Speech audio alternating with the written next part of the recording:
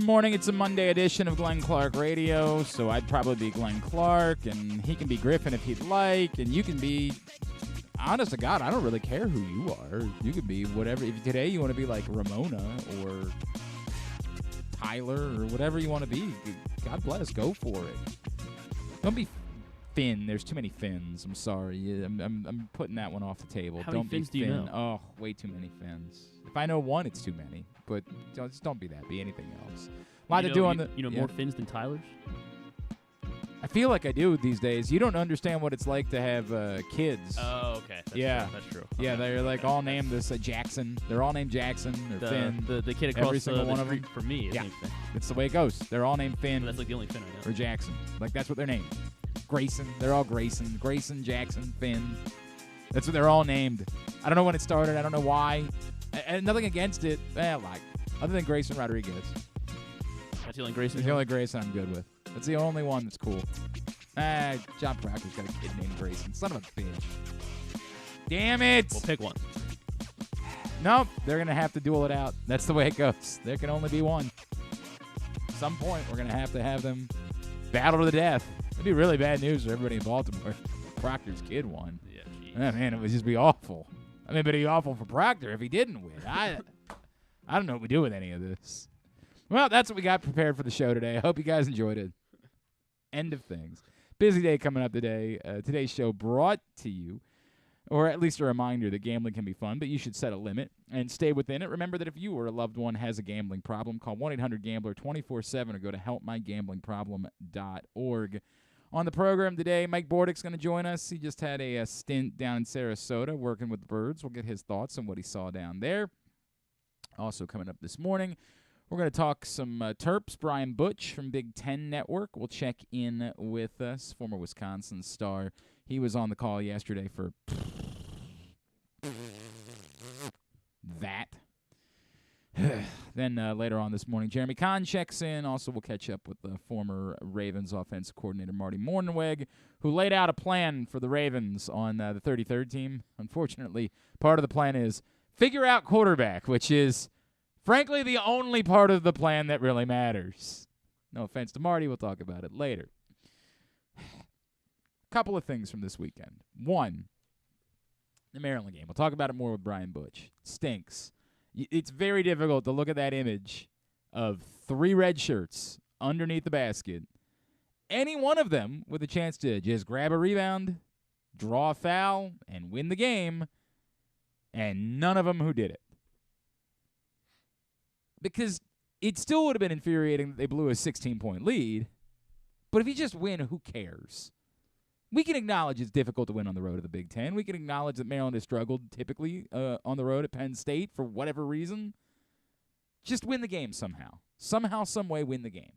None of it matters. Honest God, we wouldn't talk at all about the other stuff. You could just win the game. You know why? Because it would really be winning 2 games because you'd be advancing to Friday in the Big Ten tournament. Not collecting a rebound cost them 2 wins. Think about that. Not collecting a rebound when there were 3 red shirts, 3, waiting underneath the basket for a basketball, cost them 2 victories.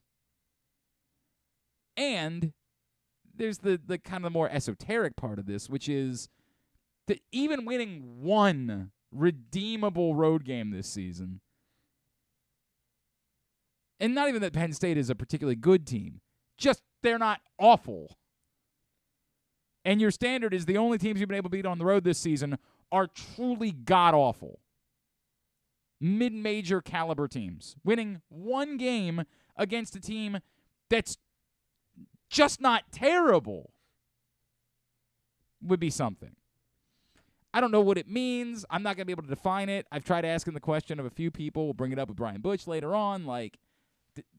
Does it matter beyond this season? Do you go into next year sort of filing away like, weird that they've struggled this much on the road? I think we're going to, particularly if I don't even know, off the top of my head, if they've got they've got UCLA on the road next year, don't they? Yeah. I mean, that's a bit much. Is that a conference game? No, not yet. Not yet. A bit much to ask for them to to measure them by that. But, so I don't know if they're playing true road games ahead of the start of, presumably, since they played Louisville on the road this year, if they get a challenge. Oh, no, the challenge is over, right? This was the last challenge. Yeah, the last. Maybe they'll play in the Gavitt games, I guess, is the Big Ten, Big East thing that Fox puts together, so maybe they'll get a road game there. If they were to go on the road and, lose at DePaul next year, we'd say, okay, well, there's a problem. It'll come up if they struggle again on the road next season. And by struggle, I don't mean – it's difficult for everybody to win on the road in college basketball. But this is almost unheard of for a team that you otherwise think is capable. And for as much as you praise how good they are at home, the other side of the conversation matters too. It doesn't mean that they haven't had a good season. It doesn't mean that, Kevin Willard hasn't drastically surpassed any reasonable expectation you could have possibly had for him. But it is eye-opening. This is crazy. And they did it now in different ways because much like the Nebraska game, these are games they should have won. These aren't games like the Ohio State game was the game that we had saw frequently, which is you get behind early and you're just never really in it. But now there's been a few at the end of the year where it wasn't that. Yeah, that Michigan State game a couple weeks ago. Yeah, game you just kind of got your butts beat in that game. They came out, they battled all the way back, and then I don't know. I don't have the answer. Before the end of yesterday's game, I was telling my friend, I was like, this might be it was looking like it was going to be Maryland's, in my opinion, maybe their most impressive win of this season. Going on the road in a place that they always struggle. Yeah, it wouldn't be their most impressive. It wouldn't have been their most impressive win of the season, but it would have been would have made you feel better going into the Big Ten tournament. And more than anything, any scenario where you think this team, the scenario that we could paint in our minds where, well, they've got a good chance to win the Big Ten tournament as anybody does, had to involve them starting on Friday. Yeah. Starting on Thursday, they don't. They don't have just as good a chance of winning the Big Ten tournament. It would be a miracle for them to do it. And again, that's unfair to measure a team to say their success is whether they win the Big Ten tournament or not. But if they were starting on Friday, legitimately, you couldn't have sat here and said to me that any other team, besides Purdue, of course, would have been the favorite by a good bit. But outside of that, nobody else would have had a better chance of winning the Big Ten tournament than Maryland did. They would be the exact same. Iowa, Northwestern, Michigan, whoever you want to put on the list, Indiana, all about the exact same chance as Maryland. Now, you just can't say that. It's impossible. So it stinks. It's a bummer. We got to keep it all in perspective that nobody thought this team was going to make any sort of magical run. But, dude, when you're up by 16 and all you need is one effing rebound with three dudes standing there, it's very difficult to not be frustrated about it, which is just the way that it was. The bigger story yesterday came from ESPN and a report from Jeremy Fowler and Dan Graziano at ESPN.com, which for some reason was hidden under their insider tab. It's a very bizarre thing for a significant news story from ESPN to put it behind a paywall. I get it. Journalism needs to be profitable. I understand all of those things, but this is significant, and I think it was the wrong decision for ESPN to put it behind a paywall. But Jeremy Fowler and Dan Graziano report that the Ravens are strongly considering using the non-exclusive tag on Lamar Jackson. Of course, tomorrow is the deadline, so we could get, this news kind of at any minute at this point. I still don't know why they would wait. We wouldn't wait until the deadline in order to announce it. Give yourself as much time as possible to see if you can't figure something out before you get there. But it's intriguing for any number of reasons. We talked about it with Tim Hasselbeck last Friday, and one of the things, unfortunately, because we were running up against it, we had Taryn Vavra coming on the show. So one of the things we didn't get to with Tim Hasselbeck was the scenario that so many people are pointing out. Tim Hasselbeck's point, go let the market get established, and then just sign him. It's simple as that. If you're doing that, for what it's worth, it kind of does eliminate what the value of the non-exclusive tag is. The value of the non-exclusive tag is, if he's got to play on the tag, it saves you $10 million. Well, if you know you're going to end up saving him, then what was the point? There was no value to the non-exclusive tag. the value now becomes somebody else does your bidding for you. And there's the secondary part of it that has to go a little unspoken, which is the collusion part of it. If Steve Bisciotti is afraid of going fully guaranteed because he thinks the other owners are going to be pissed off at him, then using the non-exclusive tag would present the opportunity for the Atlanta Falcons to offer fully guaranteed, and for Steve Bisciotti to then say to the rest of the NFL, dude, you can be as mad as you want to be at me, but you're mad at the wrong guy. I had to do it because somebody else did it. Go be mad at Arthur Blank. Go be mad at, Woody Johnson, whoever it was. Whoever the next owner of the Commanders is. Go be mad at them because they were the ones that went fully guaranteed. I just was forced to where I was going to lose my quarterback. It's the unspoken part of this that could prove to be valuable, right? Which is if this is just about Steve Bisciotti's reluctance to use the words fully guaranteed because he wants to help the owners hold the line in the fight against fully guaranteed contracts with the players, this could provide him cover for being able to do it. If that option was on the table from someone else, if the Houston Texans were enamored with the idea of going fully guaranteed, then he gets to turn around and say, dude, I'm not the bad guy here. I just didn't want to lose my quarterback. I'm not the guy you should be mad at. Be mad at them. They were the ones that forced this. So it's a compelling argument to be made. The obvious argument on the flip side is, well, you can't lose Lamar Jackson for just 2 first-round picks. You should have been able to do better than that on a trade market. Again, if you're just going to sign him to whatever deal somebody else offers, then you don't have to worry about Lamar Jackson leaving for 2 first-round picks. But then there's we'll use the term poison pill. This is not what the NFL refers to as a poison pill. The NFL's poison pills they got rid of some time ago. This, I'll still use the term poison pill to describe it, and we've talked about it a little bit, is you can structure a deal so that the first-year money is significant enough that the Ravens can't match it. There are teams that just happen to have more cap space available through restructures, through cuts, through things like that they could say, yeah, we're going to offer you basically the exact same deal that the Ravens did, but we're going to put $75 million in the first year, and the Ravens end up saying, well, we can't do that. Now, there's 2 things there. If it's essentially the same deal, with just the difference being the $75 million, then Lamar Jackson probably wanted out anyway. There's also the chance that the Ravens know what the offers are. Now, this is a very difficult thing, right? This is where, is there truly honor among thieves, or is there a team that's so desirous, so desperate for Lamar Jackson that they have been putting out false information into the world in hopes that the Ravens believe that they'd only be willing to go so far in an offer for Lamar Jackson, allowing for the opportunity that Lamar Jackson does become an non-exclusive franchise player to then blow away with an offer and leave the Ravens scratching their heads and saying, what the hell just happened? Don't know.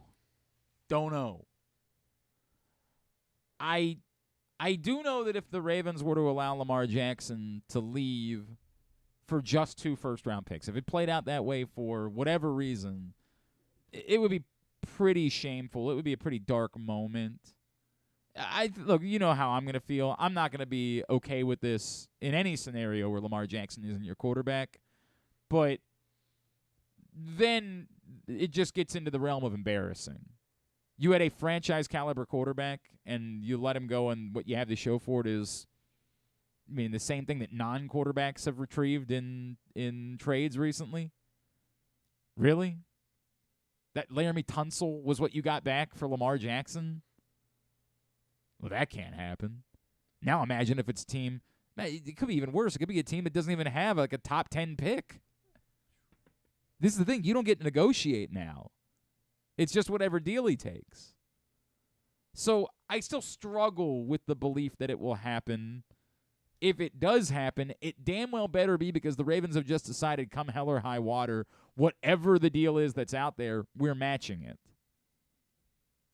And, the problem that can come along with that, of course, is the idea that if you get to that point and somebody offers a deal that's structured with a ton of money in the first year. By the way, it's not like a team can't do that, but we do need to be fair about this. A team that does that is in the same situation as the Ravens would be. If you are willing to go that route, yes, you get your quarterback. But it does mean you basically have to release everybody that you possibly can in order to clear that cap space, and it means you can't sign anybody else to improve the team. The Atlanta Falcons have like a nice wide receiver and a nice tight end, and probably with Lamar Jackson in that division are immediately the team to beat, but let's not pretend like they're a team that's ready to compete to win the NFC just with Lamar Jackson. They have other holes. The moment you structure a deal that's poisonous to the tune of, $70 million in year one just to make it impossible for the Ravens to match, you're also kind of effing yourselves at the same time. Which doesn't mean somebody won't do it. I mean, I can't say that at all. That's how desperate teams are to have quarterbacks. They might just be willing to say, even if it means that we have to lose everything we have, the chance to get Lamar Jackson for 2 first-round picks? Christ. By all means. We'll go out there with Lamar Jackson and a bunch of rookies this season. And if it means for 1 year we're not quite there yet, all good. I'm still going to be surprised if that's what they do. Surprised to stunned. I considering it, sure. Considering it. Trying to do their due diligence about what offers would be on the table. Trying to do their own recon about what the market looks like from Lamar Jackson. I believe all of that. Somebody would say, what if there's a scenario where they just haven't had 2 first-round picks offered for Lamar Jackson to this point? Anything's possible. I can't. It's possible that because the rest of the NFL is saying, hey, we want to see what it is that you do here before we start going crazy with our offers. Maybe the other teams in the NFL have been slow to make strong trade offers for Lamar Jackson. Part of why I would just sign him. Being honest with you. I would just sign him myself. That's how I'd handle all this. I just pay him the money and stop dealing with these things. You just keep the all-pro quarterback. Yeah, that would be the bold decision that I would make. I would just have Lamar Jackson. Would be how I would go about doing it. Instead of worrying about all these things, I would just not let the guy walk away. That's the best thing you've ever had at the quarterback position in the history of your franchise. That would be my thought process here, but I understand it's not quite that simple. Such is life. We're going to find out. We might find out in moments. We might find out today. We might find out tomorrow. Tomorrow, of course, is the deadline for the tag. So we will know by Wednesday morning when we come on to do this show, we will have a direct answer, at least the first answer in this process. There will still be a lot more to be solved after that, but we will get the first answer when it comes to how this is all going to play out with Lamar Jackson and the Baltimore Ravens. We are in the final 48 hours before, not even 48 hours, 30-ish hours before we have a direct answer about how this is going to go. Today's show brought to you by the Baltimore County Police Department. You are someone with a passion for service. You're someone who is looking for a career for life. The Baltimore County Police Department is hiring, and they have very competitive salaries. Cadets start at over $32,000 a year. Entry-level officers, $60,000 a year. Lateral officers, over $64,000, with a $10,000 signing bonus available for entry-level or lateral officers. Get your applications in today. There's also a 25-year retirement at 60% with 3% every year thereafter up to 100%. Medical, dental, and vision insurance, promotional opportunities, career advancement to over 20 specialized units.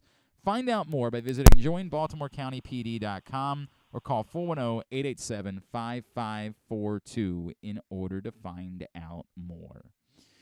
Joining us now, this man just had a stint as an instructor with the Orioles down in Sarasota, and now he's going to be back here in Baltimore, and you'll be hearing him once again this season on 105.7 The Fans, Baltimore Game Day Uncensored, or Baltimore Baseball Tonight is that show. I do Baltimore Game Day Uncensored. They do Baltimore Baseball Tonight. It's a whole thing, man. Lots of shows. He is our friend, Mike Bordick, and he's back with us now here on GCR. Mike, what's going on, man? How are you?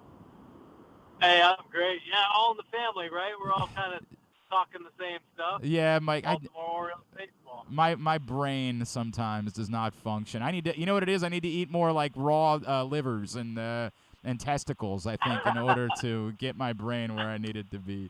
Hey, can you just? I wouldn't go raw. I mean, sure. That's a very good point. I wouldn't go with it at all myself. I'm going to leave it for you. Take me through just being down there. What was the attitude like in camp? Did you feel a little bit of, hey, this is an opportunity this year for us to do something really special?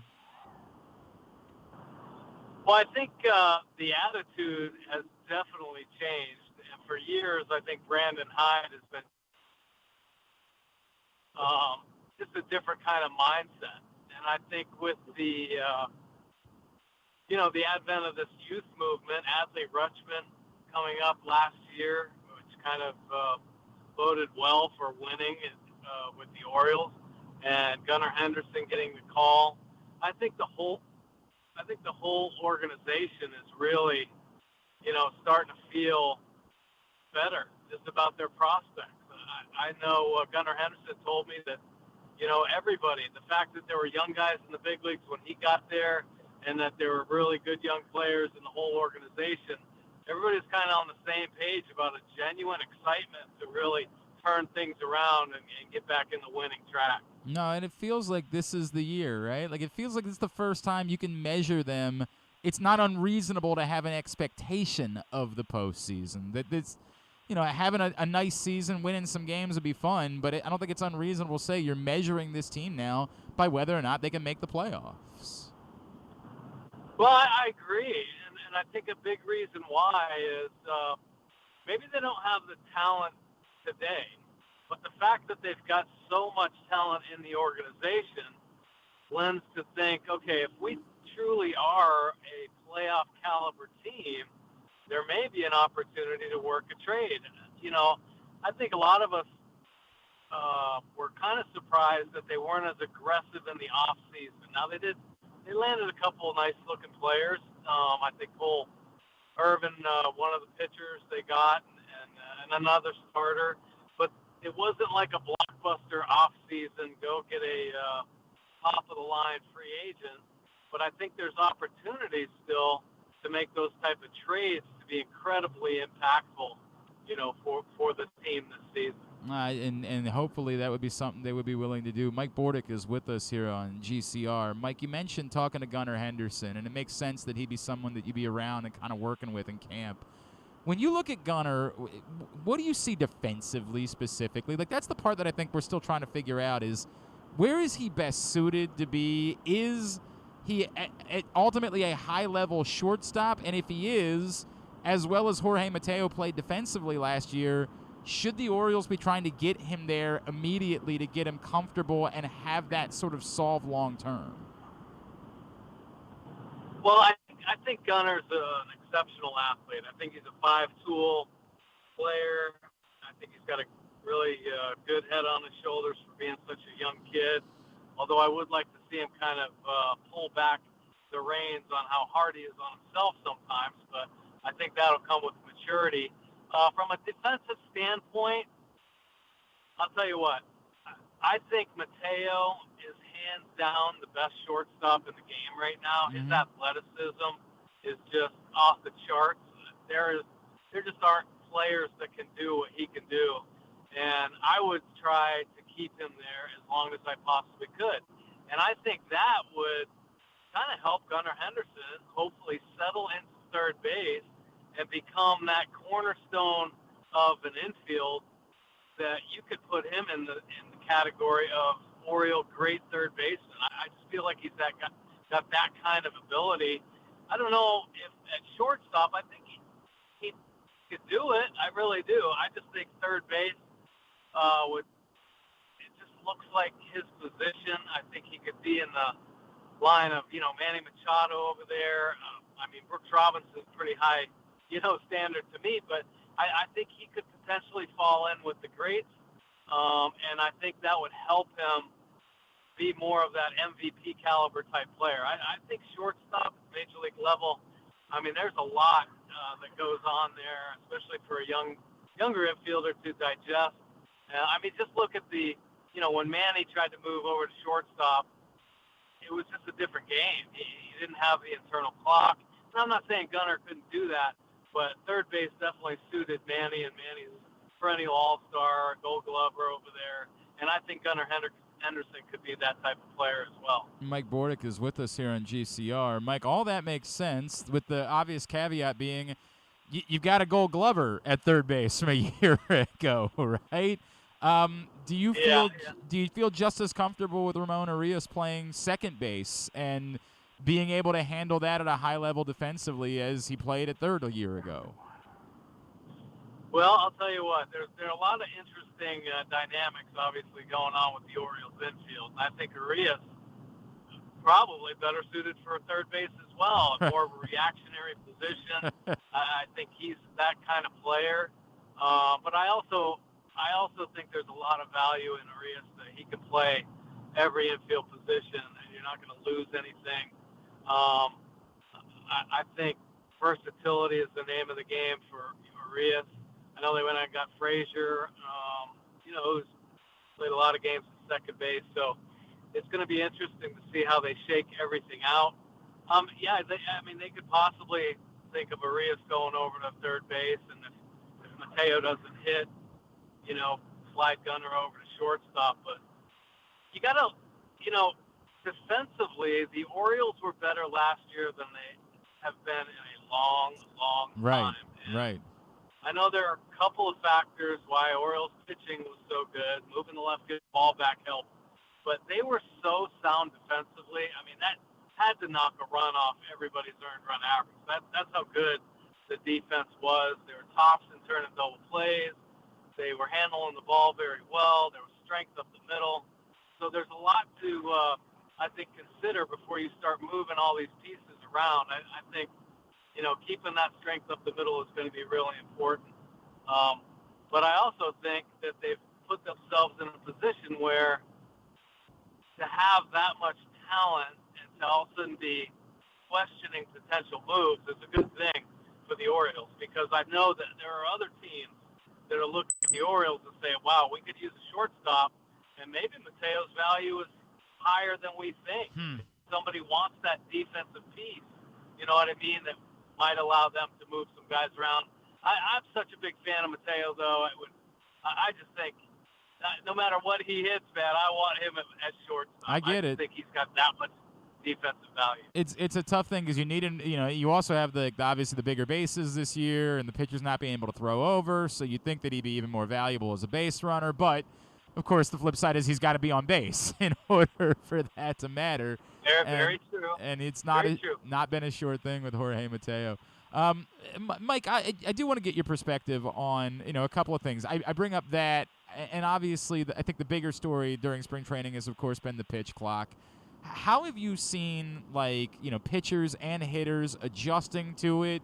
Have you sensed frustration, or do you feel like they're on board and this is not going to be a major storyline by the time we get to the season because the players are just so adjusted to it already?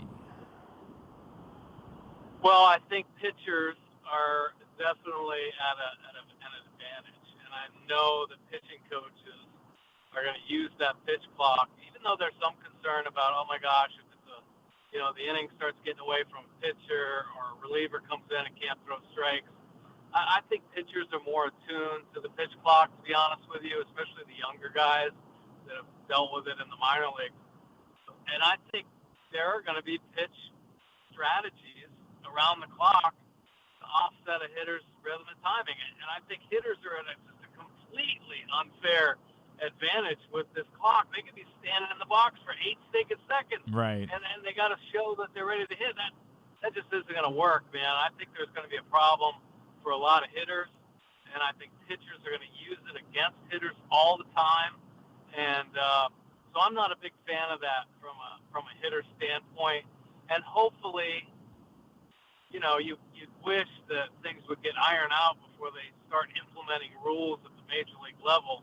But there are going to have to be adjustments made, I think. And I think we're all just going to kind of wait and see. But I know for a fact that hitters are uncomfortable with the way the clock is set right now. That's interesting. I have heard some arguments. I talked to Adam Jones yesterday, and he suggested, hey, look, let's not penalize. Let's only implement this in the first 6 innings of a game. Let's not have a situation where this could play out in a big spot in a game. You need more time for those big moments. Steve Johnson threw out the idea to me that, like, maybe you don't penalize someone on the first violation, that you make it more like a running thing, that on your third one. I understand that baseball wants the game. Like, I get the point. The rule's got to be a rule because you want the game to move a little bit quicker. I just don't think we really want to see it be as punitive as we have seen it be at times already during spring training. No, I agree totally. I think if you let pitchers use this as a strategy, if you let umpires call strikes to balls because somebody's too late, things like that, I think you're going to have problems with some of the major league players. I mean, because this is their livelihood, you know what I mean? And listen, I think pitch clocks can work. I also think that they can be unfair. So if a hitter's in the box ready to go, the pitcher already knows what he's going to throw. I mean, it takes just one little press a button. Nobody's shaking pitches off anymore. So why do they have to wait 8 seconds? And I think if for some reason there is a disagreement with a pitcher about the pitch he wants to throw, you got to give the hitter a chance to step reset. out. Yep. You can't just let him freeze in the box. There's no way. I think it's fair. I think it's incredibly fair, and it's a lot to ask. So, are there more appropriate numbers then, time-wise, Mike? Like, if it's 20 seconds for a pitcher, should it be 15 for the hitter at that point? Well, I think there's just going to be some things that have to get kind of worked through. I saw a couple strikes called on Orioles hitters when they were in the on-deck circle, and gets the ball back. They start the clock, so the guy starts walking up to the batter's box, and the pitcher isn't even close to being ready. He's not on the mound, or he might be on the mound, but he's not ready to take toe hold of the rubber, and they call a strike on the hitter because he's not in there in 8 seconds. So, there just has to be a better feel, maybe more of a judgment. Because, listen, umpires have forever had judgment calls. Why can't this be more of a judgment call on a feel, even if the pitcher's going to be able to deliver the ball in 15 or 20 seconds? He's going to be able to do that, So, but don't penalize the hitter for not getting in the box. None of these guys want to hold up a pitcher, but it's the pitchers that are going to hold up the hitter and cause that, uncertainty and the potential for locking a hitter up. So, yeah, I think there's a way to do it. I just think you're going to be able to talk about this and make it more confusing. Right. Umpires are getting sick and tired of all these extra rules too. So simplify this, and if a hitter's standing in there, so what? Call a timeout. I mean, who gives a crap? I don't think hitters are going to keep calling timeout. Once they get their toe hold, they're ready to hit, and let the pitcher throw. Mike, before I let you go, my expectations are Rookie of the Year if Gunnar doesn't get it, and Cy Young Award, and pitching Game 7 of the World Series. But what are the reasonable expectations for Grayson Rodriguez? If I acknowledge that's probably maybe a bit too much, my expectations, what you've seen of him and being down there and the talent and where he is ready to go for ramping up to a season, what is it that we can reasonably expect in year one from Grayson? Well, hopefully he gets some innings under his belt and he settles in at the major league level. Orioles have a nice group of young pitchers that have really gone out and proven themselves and deserve opportunities. Now, I think Grayson Rodriguez deserves a chance to be in the rotation as well. But listen, Major League Baseball, the good teams. It's all about competition and spring training. And if Grayson, for some reason, doesn't land in the 5-man rotation, now a lot of us think he should be a lock. But listen, are you going to Radish? What about Dean Kramer? Right. I mean, these guys, they dealt last year at the highest level. There's no way you could send them back down. So I think it's going to be interesting. I think Grayson Rodriguez is going to get his innings. What I would hate to see is all of a sudden Grayson Rodriguez make the club and pitch and do really well. And then all of a sudden come August, you got to manage his innings because he hasn't been exposed to, X amount of innings. And then all of a sudden that might hurt the team down the stretch. So I don't know. There's definitely a balancing act. I'm excited, like all of us, to see Rodriguez up there and see so many of these young prospects get their opportunities at the major league level, because there's a boatload and there's a ton to be excited about for Orioles baseball this season. All right, Mike Bordick, you want to remind everybody about the Baseball Warehouse and everything, a wonderful charity that you're involved with as well? Yeah, I'd love to. Yeah, Baseball Warehouse is pumping out some talent right now. It's fun to see. Baseball season underway. I know a lot of young kids want to get out there and get some lessons and just get loosened up and some reminders before the season ends. So Warehouse giving out some great lessons. We're having some clinics coming up as well. League of Dreams, a nonprofit, leagueofdreams.org. You got to check it out. We're doing so many wonderful things, and it's just getting bigger and better. Thank God the COVID issue is out, and we can get outdoors and let these kids experience some great baseball and softball. We're starting to dabble in other sports as well. And don't be afraid to check out alloysports.com. No doubt. It's an awesome research-based site. So thanks for letting me share that. I really appreciate it. Always appreciate you, Mike Bordick. Look forward to doing this more frequently during the season. Thank you for taking the time for us today. Absolutely. Thank you. Mike Bordick with us here on GCR. Again, you'll be hearing him all year long on 105.7 The Fans, Baltimore Baseball Tonight. Of course, follow him on Twitter at @mbordick as well. Had an interesting conversation. So Adam Jones joined us on the radio show yesterday, and I think for a lot of people the takeaway was that here we are, not even a year removed from the mess that was when Adam told us he was just not involved with the Orioles in any capacity and was upset about not being invited at the time back for the 30th anniversary celebration of the ballpark, and things look bleak.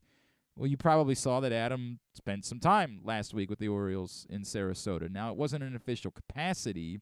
He was there with BAT, the baseball assistance team, trying to raise money. It's a player group that helps take care of other players, and it's a charity to support baseball players when they fall into times of need. Something awful were to happen, the baseball assistance team was there for them. So that's why he was down there.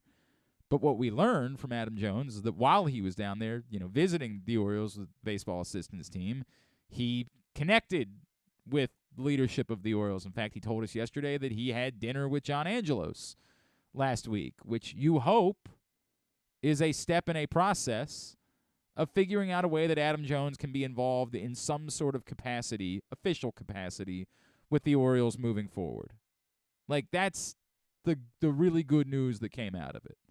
But then as we were just having fun and talking baseball, he had that suggestion of, look, do the pitch clock, but do it for the first 6 innings. And that would still create a scenario where, like, you have a team that's got a shot to put together a rally and could have their inning end without a pitch being thrown. Like, you never want to see an inning end without a pitch being thrown. And so that's going to continue to be the problem. Like, even in the 4th inning, if it's a big potential inning, the bases are loaded, 2 outs, and the inning ends without a pitch being thrown, we're going to be angry about that. But it's not going to become a controversy until it happens in a major moment. It happens in a major late-inning moment of a close game. People who don't pay attention to baseball day in, day out — by the way, the game is on TV today, so you'll have your first opportunity to watch the Orioles. But people who don't pay attention in a day in, day out capacity, these talking head shows on ESPN and Fox will suddenly be inundated with this. So Adam's argument was interesting, right? Like, implement it for the first 6 innings. That makes it a rule. Understand the final 3 innings of the game It's like treating the final 2 minutes of a football game differently, right? Like, in the final 2 minutes of a football game, you go out of bounds, the clock stops. It's not the rule for the entirety. We all understand there are different rules in the biggest moments of certain games. In basketball games, in the final couple minutes, you can go over the monitor, make sure that you got the call right. You can't do that in the first half of a basketball game. We have, fairly or unfairly, in just about every sport, we have determined that we treat the later stages of the game differently than we treat the rest of the game. Is it fair? Probably not. But it's what we do. There's precedent for separating and giving additional significance to late game situations. So Adam Jones' argument is, dude, let them there's a big moment in the 8th inning of a game. Build the drama. You don't need that to go as quickly. You want the second inning to move quickly. You don't want people to be sitting in their seats saying, God, this game is taking forever, and it's only the 4th inning of the game. But get through the first 6 innings at a good pace. Then let the drama build for the final 3 innings of the game. Let everybody feel it. If you're forcing the game to keep moving as quickly as you are in the 2nd inning, then the 7th inning doesn't feel the way it should feel. It should feel big and dramatic and important and significant and all of those things. Maybe if it's an 8-run game in the 7th inning, you say, all right, we're leaving the pitch clock on. You create scenarios by which the pitch clock is either on or off. But if it's a 3-run game or less, you turn the pitch clock off. I don't know. But it was an interesting scenario, and hopefully, we also had Tim Kirkchin on yesterday. He suggested that baseball is going to keep listening, but his belief from having the conversations is that he thinks this is working and is not going to be that big of a deal because he senses, in talking to all of the various teams, that the players have adjusted to it and that they're ready for this when the season begins. Maybe so, but we are still seeing more and more examples. I didn't realize they were doing it at the college level, by the way. At the college level, they're doing the pitch clock as well. And apparently, there was a video yesterday that went out of the same event that Maryland was playing in Minnesota. By the way, bad weekend for Maryland baseball. Rough week. They lost. I was going to say the field looked terrible. Well, it's bizarre. It's just weird as hell. Why? Why do that event? Yeah, Maryland lost. They had a chance to knock off Vanderbilt, blew it in the 9th inning. It was just they lost another one to Ole Miss. Then they lost to Hawaii. It was a bad weekend for Maryland down in Minnesota. Bad weekend for Maryland everything. Maryland lacrosse loses in overtime. I think triple overtime to Notre Dame. Jeez. I mean, that's a really good team, but just a bad weekend. Maryland women, played a thriller against Iowa in the semifinals, but ended up coming up short. Just a rough weekend if you're a Maryland fan. It was not a lot of good. Not any good, frankly. I don't know. Maybe the softball team had a nice win or something. I don't know. I know there was a couple guys wrestling for the Big Great. Ten. There you I go. don't know. There's that. Maryland wrestling, typically not very good. Yeah. So I'm not sure that's going to be where you're going to find your solace. But these were interesting ideas that were suggested by Adam Jones, and I'm not opposed to them. I'm with the spirit of what baseball is trying to do, but I'm vastly opposed to it being this punitive. Vastly opposed to that. So I think they have to figure that out. They have to work with how they prevent it from becoming punitive, because that's not, you want the rule, you want the spirit of the rule, you don't really want the implementation of the penalty. That's not really what you want from this whatsoever. All right. Today's show also brought to you by PressBoxOnline.com/offers. Speaking of baseball betting is here at PressBoxOnline.com/offers. Get up to 5 second-chance bets, up to $50 each from PointBet, along with other great incentives and promos when you sign up at PressBoxOnline.com/offers. Baseball futures bets, season specials, and player award bets are already live in Maryland. Go to PressBoxOnline.com/offers now for your shot at winning big. We'll talk some Terps next with Brian Butch from Big Ten Network. It's Glenn Clark Radio. Gambling can be a fun and entertaining experience, but there are risks involved. If you're planning on betting on the game at the casino or on your phone or computer, know your limit, stay within it. Set a budget and a time to stop. Remember, gambling isn't a financial solution, and it doesn't mix well with alcohol or drugs. Know the risks and have a plan before you begin gambling. For free and confidential services, call 1-800-GAMBLER 24/7 or go to helpmygamblingproblem.org. Baseball season is finally here, and what better way to celebrate than with some fresh gear from Birdland Sports? As a small business run by O's fans, Birdland Sports offers a great selection of unofficial merchandise, including unique designs like Birds Are Coming tees, player cartoon shirts, and championship prediction designs. And the best part, their prices are more affordable than the big guys. Get high-quality gear without breaking the bank. So whether you're heading to the ballpark or watching from home, show your love for the birds with Birdland Sports. Visit birdlandsports.com today to browse their collection and gear up for the season. Let's go O's! Whether your focus is luxury and comfort, convenience and technologically advanced connectivity, or sporty performance and aggressive styling, we've got the perfect Highlander for you. Check out buyatoyota.com for deals on new Highlanders from your local Toyota dealer today. Have you experienced hardship due to COVID-19? CCBC has great news for you. We have funding available for short-term career programs like project management starting this March. Gain valuable skills to advance your career and get back on track. With CCBC's project management program, you'll learn how to effectively plan, organize, and execute projects. This is your chance to make a positive change in life. Contact us at 443-840-2222 or online ccbcmd.edu for more information. CCBC Project Management. Your new career starts now with funding available. 443-840-2222 or ccbcmd.edu. Another Orioles season is in the books, and the Bat-Around was there every step of the way as the Birds posted their first winning season in 6 years. And after promoting 2 #1 overall prospects in Adley Rutschman and Gunnar Henderson, Mike Elias has said it's liftoff from here. Hi, I'm Paul Valley, and along with my co-host Zach Goodman, we'll be here every Saturday from 10 a.m. to noon all off season, discussing every signing, trade, and waiver claim as we navigate the cold winter months that lead to spring training. You can watch us at youtube.com/PressBoxOnline and facebook.com/PressBoxSports, or listen live at PressBoxOnline.com/radio. And if you miss a show, you can find us anywhere you get your podcasts. So tune into the Bat-Around with Paul Valley and Zach Goodman every Saturday from 10 a.m. to noon right here at PressBox Sports. Stan the Fan here, welcoming back one of my favorite sponsors, the Costas Inn. And everybody around Baltimore knows the Costas Inn is a great place to go and grab crabs, steaks, salads, soups, whatever's on your mind to eat in person. But did you know that the Costas Inn has upped their game? They are now one of the premier takeout places in Baltimore. Give them a call now to order your food, 410-477-1975. That's the Costas Inn, over 4100 North Point Boulevard. If you need more of Glenn, you can also hear him every Sunday with Rita on 105.7 The Fan. But also, if you need more of Glenn, what's wrong with you?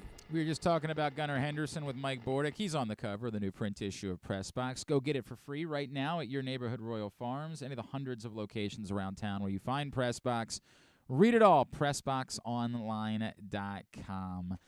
Go pick that up today. Quickly before we talk to Brian Butch, yes, the first domino has fallen in the quarterback market. There was about 60 different ways reporters were wording it, but the answer is Derek Carr is going to be a Saint. Which is weird because, like, last night there was a bunch of heat around the Jets and Derek Carr. But today, the belief is it's done, essentially. It's not official, but to the point where Ian Rappaport said it's going to be a 4-year deal for Derek Carr. I have not seen an actual number yet. That part would be interesting. I mean, I guess this now potentially puts pressure on the Falcons that they have to, try to get a quarterback to compete in the division, and then... I don't know how much Derek Carr does that. I mean, he is the best quarterback in the division now. Yes, so. by default, because he's the only one in the division. But I don't know if you're the Falcons, this makes you, the presence of Derek Carr doesn't make you suddenly say, well, it has to be Lamar Jackson. We couldn't do this with, C.J. Stroud or Bryce Young or something like that. You're always going to be much better off with Lamar Jackson. But Derek Carr, I know there are people that really love Derek Carr, and it's not like he never put up numbers. He did, but he regularly put up numbers because his team was getting their brains beat in. I'll be as honest as I can about it. I'm glad he's not going to be an option for the Ravens. That to me is the story. I'm glad that we don't have to worry about Derek Carr being a solution for the Baltimore Ravens. I'm glad that the Ravens will either be, Lamar Jackson or, the draft, I guess, at this point. I mean, I guess they could still go with Geno Smith or Jimmy. I mean, Can't even say these things without. Jimmy wins when he plays. Thank you. So. Wonderful. That means nothing. So there's that. Jimmy Garoppolo is good enough for you to not be able to solve your quarterback position. That's exactly what Jimmy Garoppolo is. Well, if it's not Lamar Jackson, I mean, there's no. No, if it's not Lamar Jackson, there's one it's thing not it should solved. be. It's trying to figure out if you can find the next franchise quarterback. Anything other than just doing something that's good enough to not be good enough. I would rather you fall flat on your face trying to find the next guy than find the guy that you know is going to be good enough to be competitive but not good enough to do anything and is going to prevent you from finding your next guy in the process. Draft your quarterback. If it doesn't work out, then you draft another quarterback, and you keep it going until you find your guy. And that stinks because it could take you, that's not a joke, as Tim Hasselbeck brought up, it could take you a decade or longer. But that's the way this works. That's why, again, if it were me, I'd just go with Lamar Jackson. That would be my answer. But pussyfooting around with, well, Jimmy Garoppolo went, shut the entire F up. You're not winning a Super Bowl with Jimmy Garoppolo. Stop pretending like you are. You're talking yourself into it. It ain't happening. Stop. Geno Smith. God, get out of here. Not Geno Smith. Well, Geno Smith definitely is better than Jimmy Garoppolo at this point. There's no debate about that. 1,000. If you get the guy that we saw last year, there was no question who was the better quarterback. It wasn't, frankly, quite close. He was throwing to DK Metcalf and Tyler Lockett. Yes. He's not going to have that in Baltimore. I understand that, but Jimmy Garoppolo is not going to have anything in Baltimore either. Why are you pretending like it's different? Because I think Jimmy what is your obsession with Jimmy Garoppolo? It's not an obsession, but I'm saying when it's not Lamar Jackson, then what does Jimmy Garoppolo do? He's almost won a Super Bowl multiple times. You keep saying he got to a Super Bowl once. He's gotten to the NFC Championship. Okay. Doing what? What did he do? He played conservative football and led his defense. Do you believe that the Baltimore Ravens in this loaded AFC can play conservative football and get to the Super Bowl? Probably not. Thank you. But they're not doing it with anybody else either. I mean, this is why I would just go with Lamar Jackson. Yes. Yeah. Or you try to find a dynamic superstar quarterback in the draft if you have to move on for whatever reason from Lamar Jackson. Stop the nonsense that you can cut through this with some middle-of-the-road quarterback. Anyway, sorry, I don't want to do this forever. We're going to be late getting to Jeremy Conn. We had to do this a little bit earlier on today because of his schedule. An opportunity to talk some Terps with Brian Butch from Big Ten Network here on GCR. Yeah, Maryland drops a heartbreaker in their regular season finale at Penn State. Our next guest was on the call for Big Ten Network. He is former University of Wisconsin standout Brian Butch, and he's with us now here on GCR. Brian, it's Glenn in Baltimore. It's great to chat. Thank you for taking the time for us. Glenn, I appreciate it. No, always good to talk. This is the best time of year. College basketball can't go wrong. Yeah, it's the best time of year except when there are three guys with a chance at a rebound and no one bothers to get it, Brian. That's all right. Is the story of yesterday, this is truly how difficult it is to win on the road in the Big Ten this season, and don't overreact to any of it? Or is it, yeah, but you still shouldn't be blowing a double-digit second-half lead and, again, not collecting a rebound when there are three of you standing there with a chance to win the game? I think both can be true. Life in the Big Ten on the road, it's not just Maryland. Illinois has struggled. Iowa has struggled. So it's not just Maryland that struggled on the road. It's just how good they've been at home. And that's why, you guys are in the situation you're at right now when you look at the NCAA tournament. They're not on a bubble. They're not worried about anything. They're in. And that's a thing to start this year off. Not everybody thought was going to be the case at all. There was a lot of thought of, okay, well, we'll just try to have a good season and then build from there. Well, you've blown by that, right? This is the first time, when you look at the program, you got program records, most wins under the first-year head coach, tied for most conference wins, most AP top 25 appearances under a first-year coach, most AP top 25 wins under a first-year coach. So you look at what they've done, you've got to be thrilled about that. However, you still have to close out a game, and I think that was the biggest thing that I took away from that game. There were a couple possessions. Penn State was making a run. They were hanging around. And the way they shoot the three, they do that a lot. Mm-hmm. So now all of a sudden you need to make sure you have some good possessions. I thought it went isolation a little bit towards that second half. towards the end of that second half, and that's kind of why they were in the situations they were. I thought the matchup with Miles Dredd and Julian Reese was going to be a really tough one. It played out to be that way. It was kind of, Miles Dredd was in. Coach Willard decided to go a little bit smaller and go with Emilian, right? Like, so, I mean, you look at those sorts of things. I thought that was, a really huge part of that. Now, the biggest thing for the tournament for you guys is Julian Reese has to be on the floor. Yep. Whether it's matchups, whether it's not, I mean, he is an X factor. Obviously, we know Akeem Hart. He's got to play better. Did not play well last night either. Hasn't played well on the road. In the losses, he's averaging 8 points. In the win, he's averaging 13. I mean, everybody knows that's the X factor. How do you get him to play through that a little bit? You hope you see it go through the ball. The ball go through the net a little bit for him, and maybe get some steals. He gets going in transition. Those sorts of things. Brian, this is the difficult part, right? Because it's been kind of easy to figure out Maryland all season. They play at home, they're going to play really well. If they play on the road, probably not so much.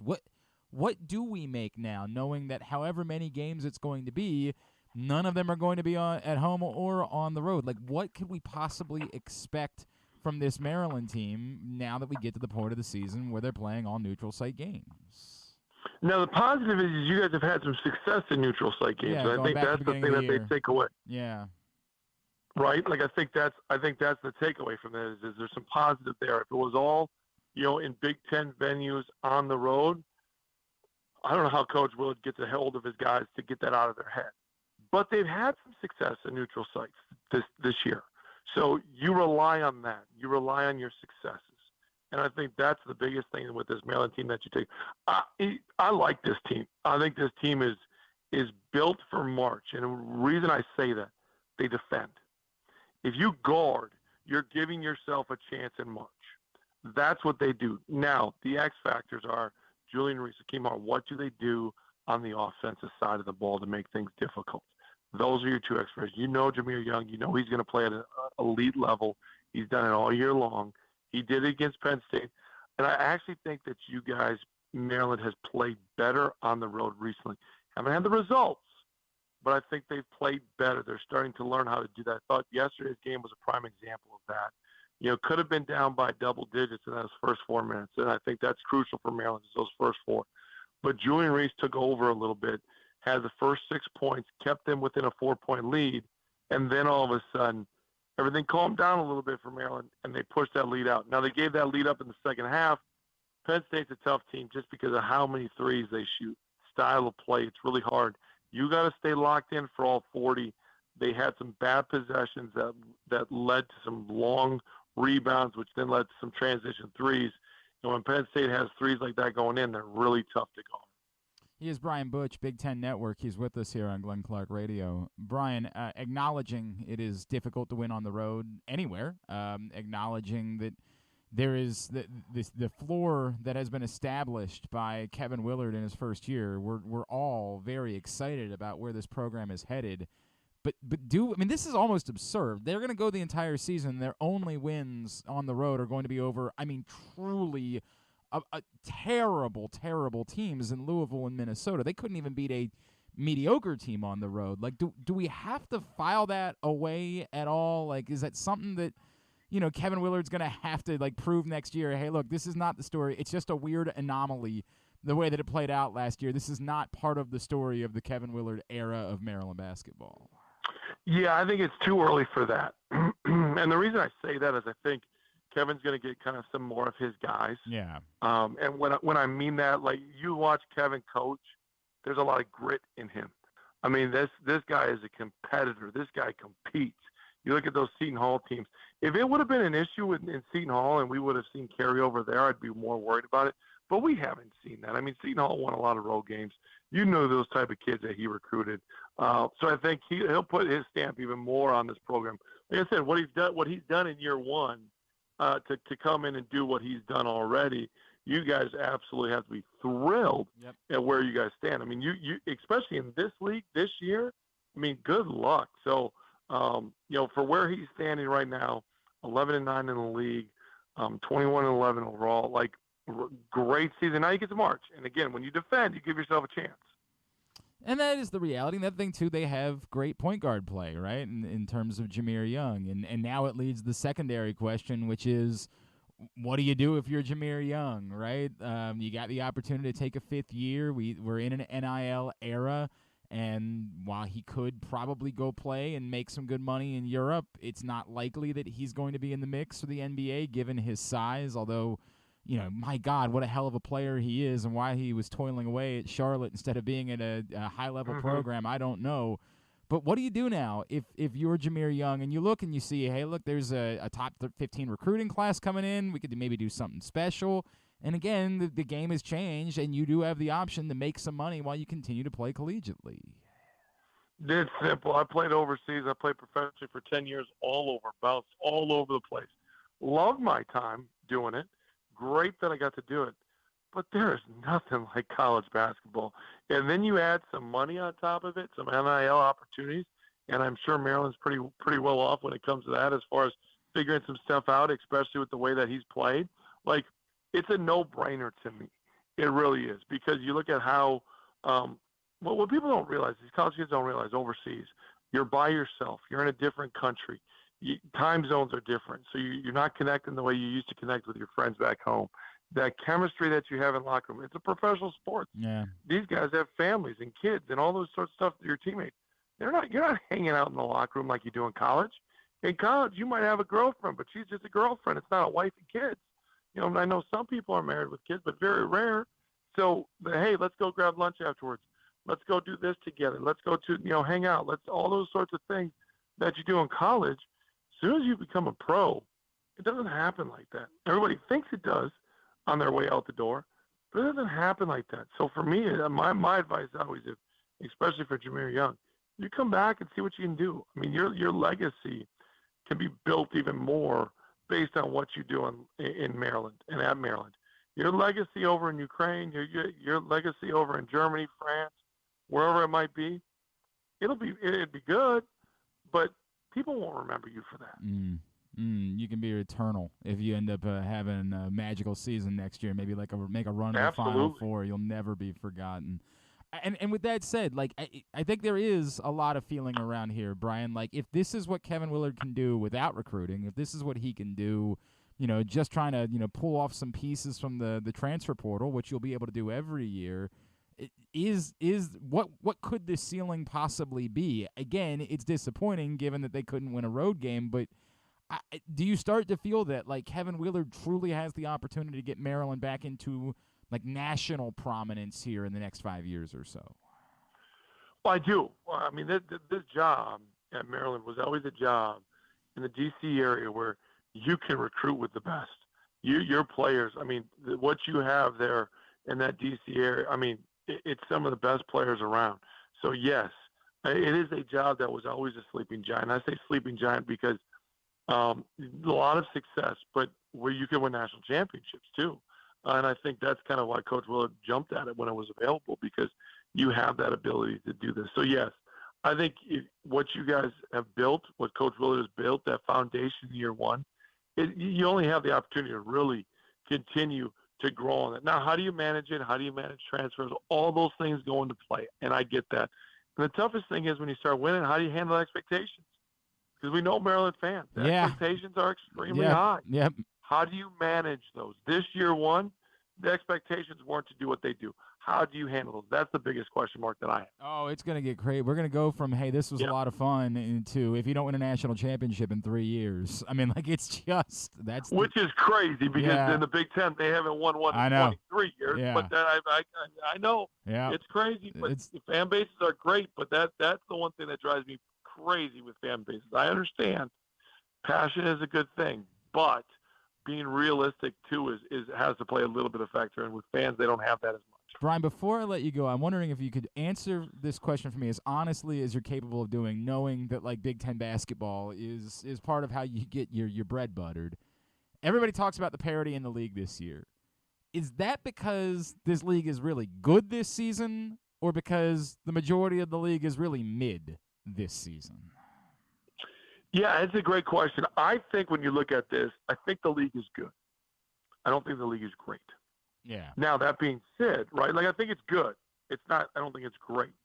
But that being said, you put this league against the other leagues around, and now you have to evaluate. Does that make sense? Mm-hmm. Like against the ACC, you can put a whole bunch of Big Ten teams in there, and they're going to win a lot of games in the ACC because the ACC just isn't that good this year, right? That's fair. I mean, you look at it that way. Like, okay, now how do we evaluate it? You put the Big Ten in the Pac-12. They're going to win a lot of games. Pac-12 is not that good. The Mountain West this year was better than the Pac-12. That's fair. As far as teams, right? So I think it's how do you look at it throughout the league? I think I think in general this year is parity in college basketball. Now, I mean, what does Purdue win? You know, I think we've seen some vulnerability within Purdue. I think that's the thing. I think the Big Ten, each team has a weakness. Years past, I don't think they had as many weaknesses, and I think that's the question mark. Now, how have they performed in the NCAA tournament? They haven't performed well. Watch this year be a year where you get 4 or 5 teams in the Sweet 16. Right. And we all look at it and say, what in the world's going on? Right. You know what I mean? Like, right. I mean, that's one of those things. I don't think it has that strong dominant team where you look at, wow, how is that? How could they possibly lose to, you know, the 8th seed? How could Purdue lose to an 8? Well, no, I think we could all see that happen. 100%. So I don't think there's going to be those shockers in the NCAA tournament where you're like, how in the world did that happen to the Big Ten team? We've seen it enough. Like, that's their weakness. The team they're matched up with, they took advantage of that weakness because that was one of their strengths, and now all of a sudden they're out of the tournament. But that's what the NCAA tournament is. Like, you've got to have a really good draw. You have to play against teams that kind of combat a little bit of what you do, right? Like, and if they're really good at it, you get a chance to lose. Otherwise, you get a chance to have a nice draw that now all of a sudden it plays to your strengths because those teams can't, you know, attack your weaknesses. You're going to make a deep run. But I do think when we look at this league this year, I think it's been really fun. It's been really entertaining. But I think it's been that way because there hasn't been this, you know, strong, you know, 1 or 2 teams. It's been a bunch of teams that are just like, okay, we're good. We've got some weaknesses, but we still can win a lot of big games. Vulnerable. And I think overall throughout college basketball, right? Like, I think that's the thing. At Brian_Butch is how you follow him on Twitter. Brian, is there anything we can plug for you that you've got coming up? Not a whole lot. We've calmed down a little bit with the season here. I'll be down in the Final Four doing some stuff for my radio show. I do a radio show in Wisconsin statewide at iHeart 9 to 12, same time you guys do a show. But I do that, and I run a whole bunch of youth basketball camps. But just, I'll say this, guys. Like, I love the game of basketball. I love continuing to talk it. Anytime you guys want me to jump on, love to do it. It's fun. Big Ten basketball is fun, and I'm glad Coach Willard has the team going. Because when Maryland's good, it only elevates the league. And I imagine, much like in my life, in your life, like in our life, it's like Lamar Jackson 24/7. I imagine it's the exact same thing for you guys out there with Aaron Rodgers. So way too much. I am so done with it. We talk about it every single day. Why? Yeah. Because you have to. Yep. It's news. It's the people get it's same thing with you guys are dealing with. But for me, it just let's make a decision, move on one way or the other. That's where I am. I'd love to have Favre. Yeah, that's what it's turning into. I'd love to have Rodgers back, but I think Jordan Love. There's also a time, and we're getting close to it. The more wavering you do, that to me that says, okay, let's move on. Very interesting. Very interesting. Brian Butch, really enjoyed this, man. Thank you so much for taking the time for us this morning. Anytime. Should be a great Big Ten tournament. Should be a great NCAA tournament. That's Brian Butch from the Big Ten Network with us here on GCO after a brutal loss for Maryland yesterday. Into hour number 2 of today's program. It's also brought to you by your local Toyota dealer and buyatoyota.com. The Toyota Tacoma comes in a range of models and trim lines, so you can choose the perfect Tacoma to reflect your unique personality and driving habits. Check out buyatoyota.com for deals on new Tacomas from your local Toyota dealer today. There weren't any particularly brutal losses for this man this weekend. He was red hot, as you see his picks at PressBoxOnline.com. He's our buddy Jeremy Conn, and he's with us once again here on GCR. What's going on, pal? How are you? What's up, man? I'm outside of a Jiffy Lube getting my oil changed or oil checked, however you want to put it. That's not a euphemism, is it? No. So if you hear some dinging in the background and some cars, my apologies. But that's I tried to get to the most quiet spot ever just so we could whisper to each other. That's quite all right. You know what's really funny? I have realized that you and my wife have something in common, and it's not just having sex with me. Maybe the best line ever. Yeah, right? Oh. I thought I might play around with that, but no, I just figured I'd go direct with that one. It's that like your existence on Facebook is used for sharing memes. And the thing is, my wives are very annoying and worthless. Like, she literally said to me the other day, you didn't see, I did the generator to find out what kind of Barbie doll I would look like. And I'm like, what? Is that how you spend time? Is that what you're doing with your life? And yet that's what you do with your day, and I'm wildly entertained by it.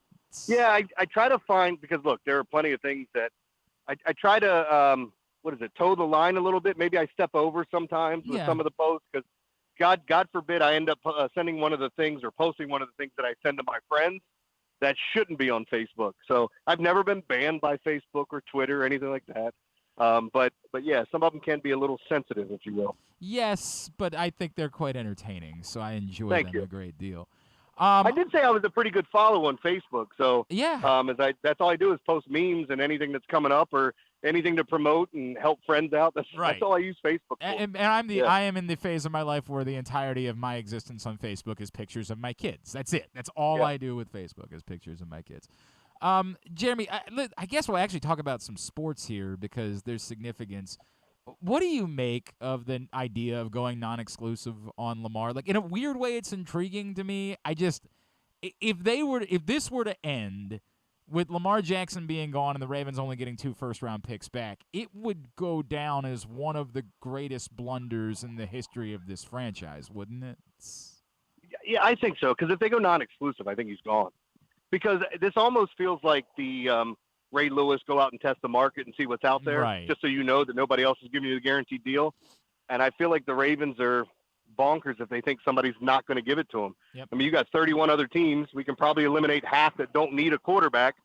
And then the rest of those teams, somebody will, at least in my opinion, come forward and pay that type of money. Well, it's interesting. I talked to Tim Hasselbeck about it the other day, and he said, well, look, you're doing it because you're going to give him the deal, right? Like, that's the way it's going to go. And in a strange way, there could be a benefit for it because it could get the heat off of Steve Bisciotti if he lets if he lets him test it. You go out and you find out the Falcons are willing to go fully guaranteed, and Steve Bisciotti walks back in at the owners' meetings next year like, I don't know why you're pissed off at me. Go be pissed off at Arthur Blank. I wasn't going to do this until he forced me to, right? Like, that's funny because like I think that's such a great point. I never even thought about it from that standpoint. What Tim said, that it could end up like that. I just worry that someone offers him a deal, puts a poison pill in there that the Ravens can't match. You know, that's what's happened before where they front load a contract and you can't match it, and then you ultimately give up the 2 first-round picks or come to some sort of agreement. But I guess it just saves them a couple bucks on the back end instead of going $45 million. But that's the weird part, right? Like, if you're gonna sign him, then he's not gonna play for that, so you don't really get any advantage of the non-exclusive tag being that much less because you're just gonna sign him anyway and reestablish a number. I am intrigued by that part of the argument, but to your point, that is still the part that I keep coming back to. What if the Falcons or whoever, insert team name here, whoever the new owner of Washington is that's going to be pulling the strings, says, we don't care, structure the deal, to your point, that it's $70 million in the first year, make it so the Ravens can't match it, then even with all of your intention being we're just going to match whatever deal is out there, you end up getting screwed in the process. Like, I just don't think you can afford to take the risk that ultimately, is there any scenario where you could lose Lamar Jackson for just 2 first-round picks? And if there is, you can't do it. Yeah, you know what? I go back to what Tim Hasselbeck said to you, that I think that's interesting, but I'm so worried about the risk, man. I don't want to play games. Like, you know how I think sometimes in a draft you might get cute, like you trade back and nobody took your guy. Right. And then you're like, well, we just got this good offer. If we move back 3 more spots and maybe we won't, our guy might be there, but if he's not, we still like this guy. Like, I don't like playing games with what I think is a sure thing, and that sure thing is Lamar Jackson. We've seen him play in this league. We know he can play. I think he's a generational talent. They've proven that he's done more with less than anybody in this league. You look at the wins and losses and statistically how much, money they put in the offense and all the other things that have been invested. I think you have your guy. The problem is you're at this impasse now where he wants guaranteed money and you don't want to give it to him. And I guess now we're just playing chicken until somebody budges or he gets traded. And my second part of the Hasselbeck argument is if you're willing to match fully guaranteed if someone else offers it. Why not just get it out of the way and get it done with and not play any of these games? Why not just do it now and set up the rest of your offseason so you have this taken care of? Like, if your point is, well, we'll only do that if we know someone else offers it, I think you can be reasonably certain, to your point, Jeremy, that somebody else would be willing to offer it. Maybe we just skip past that part and go ahead and get the deal done. And you know what's funny, man? I totally get that, and that stuff pisses me off too. Like, I know it from a radio standpoint, and I'm not trying to compare, like, myself and Lamar, but understanding, like, how many times have we been at a radio station and we ask them for money and they say they don't have it, oh, we can't do it, this and that, and then all of a sudden somebody else offers you a deal. Wow, now you're worth that type of money. So I needed somebody, you needed that leverage. And I hate that about, like, if you put in the work and you know the guy works his ass off, you don't have questions about it, I'm not telling you got to overpay him, but, like, why play games if you know you're ultimately going to pay him that? So I guess, I mean, maybe it does make sense from a standpoint, and there's something I'm not thinking about regarding the whole process of this, where if he goes out and he gets a lesser deal and he sees he's not getting the type of money, but ultimately I think a team will offer it to him. Maybe that makes sense. I don't know.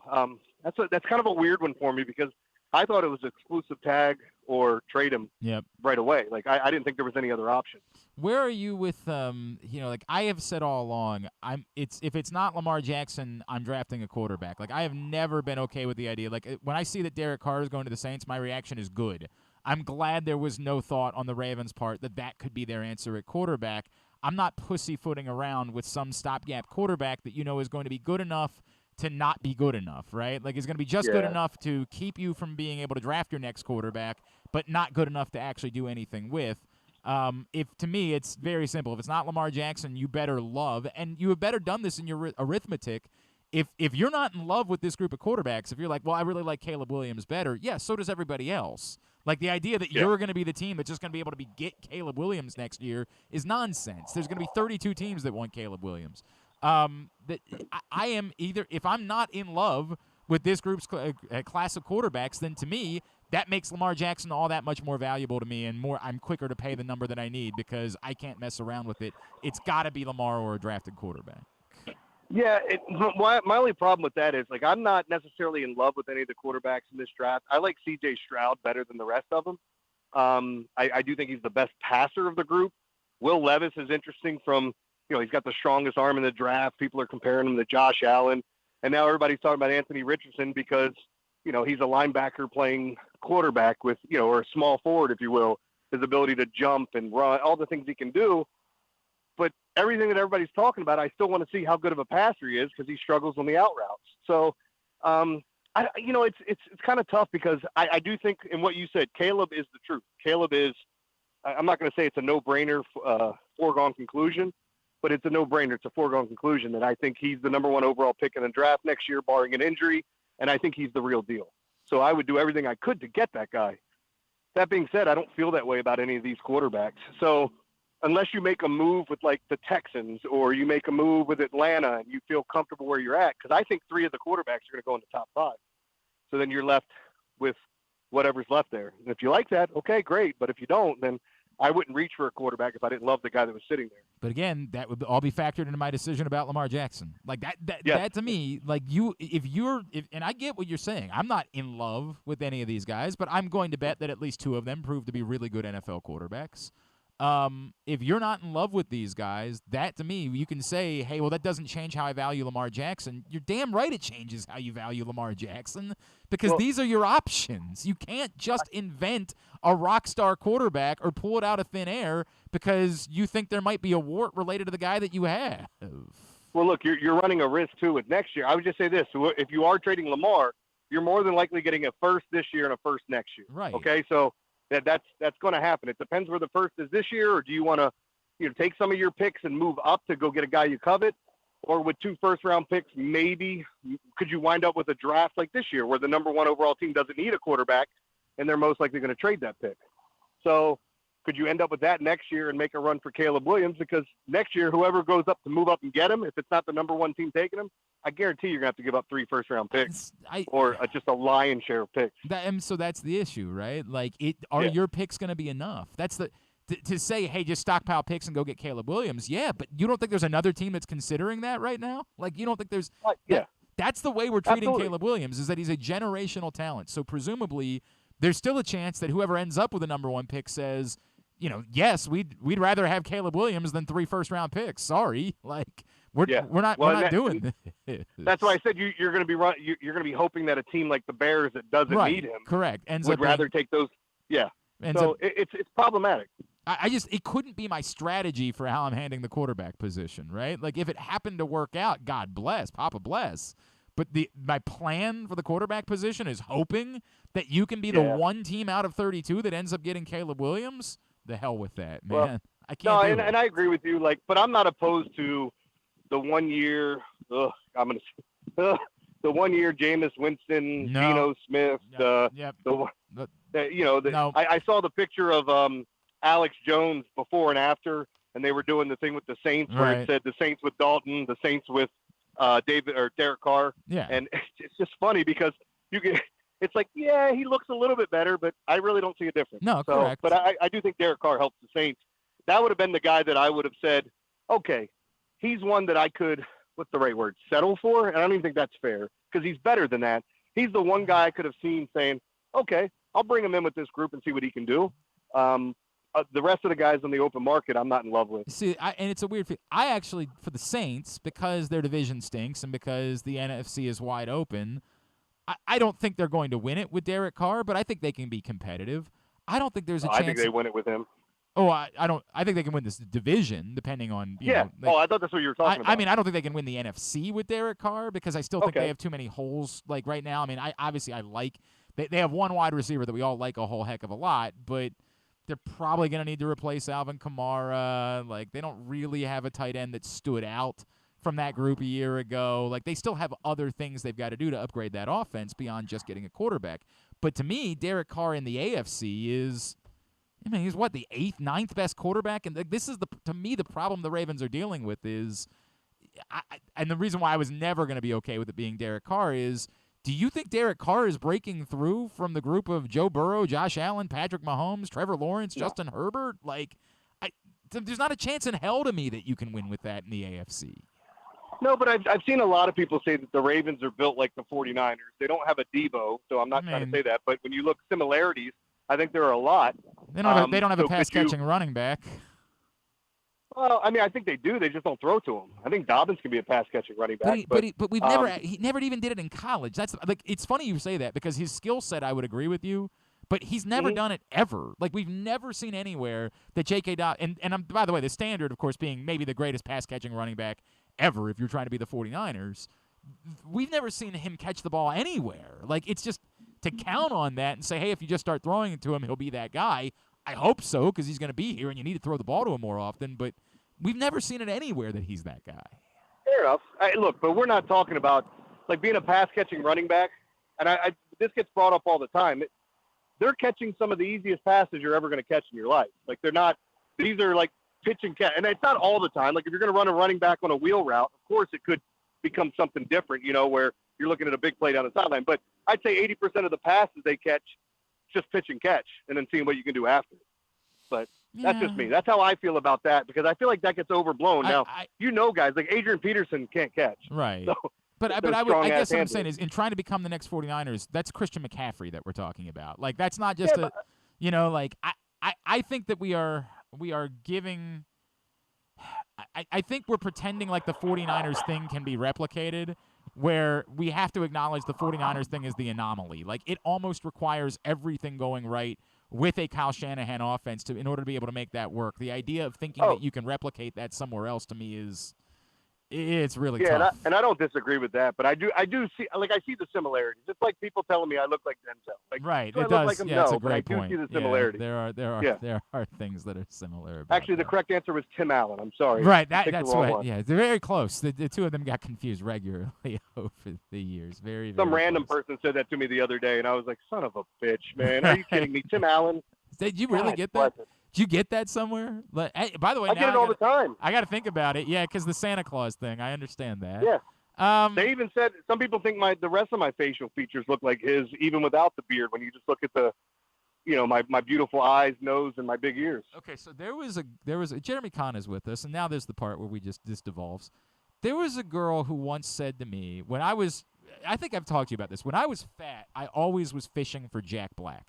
Like, if I was out one night and the girl told me that I reminded her of Jack Black when I was fat, I was like, oh, I'm getting laid tonight. Like, that, whatever it was, he was like the palatable fat guy. Like, because he was, I can see you out there. He was funny, and he was charming, and despite being fat, he was willing to take all of his clothes off. And so, like, women saw what he looked like naked, and they were like, yeah, we can deal with that. So when I was out, if I got Jack Black, I was like, oh, I'm good. Like, this night is going the right way.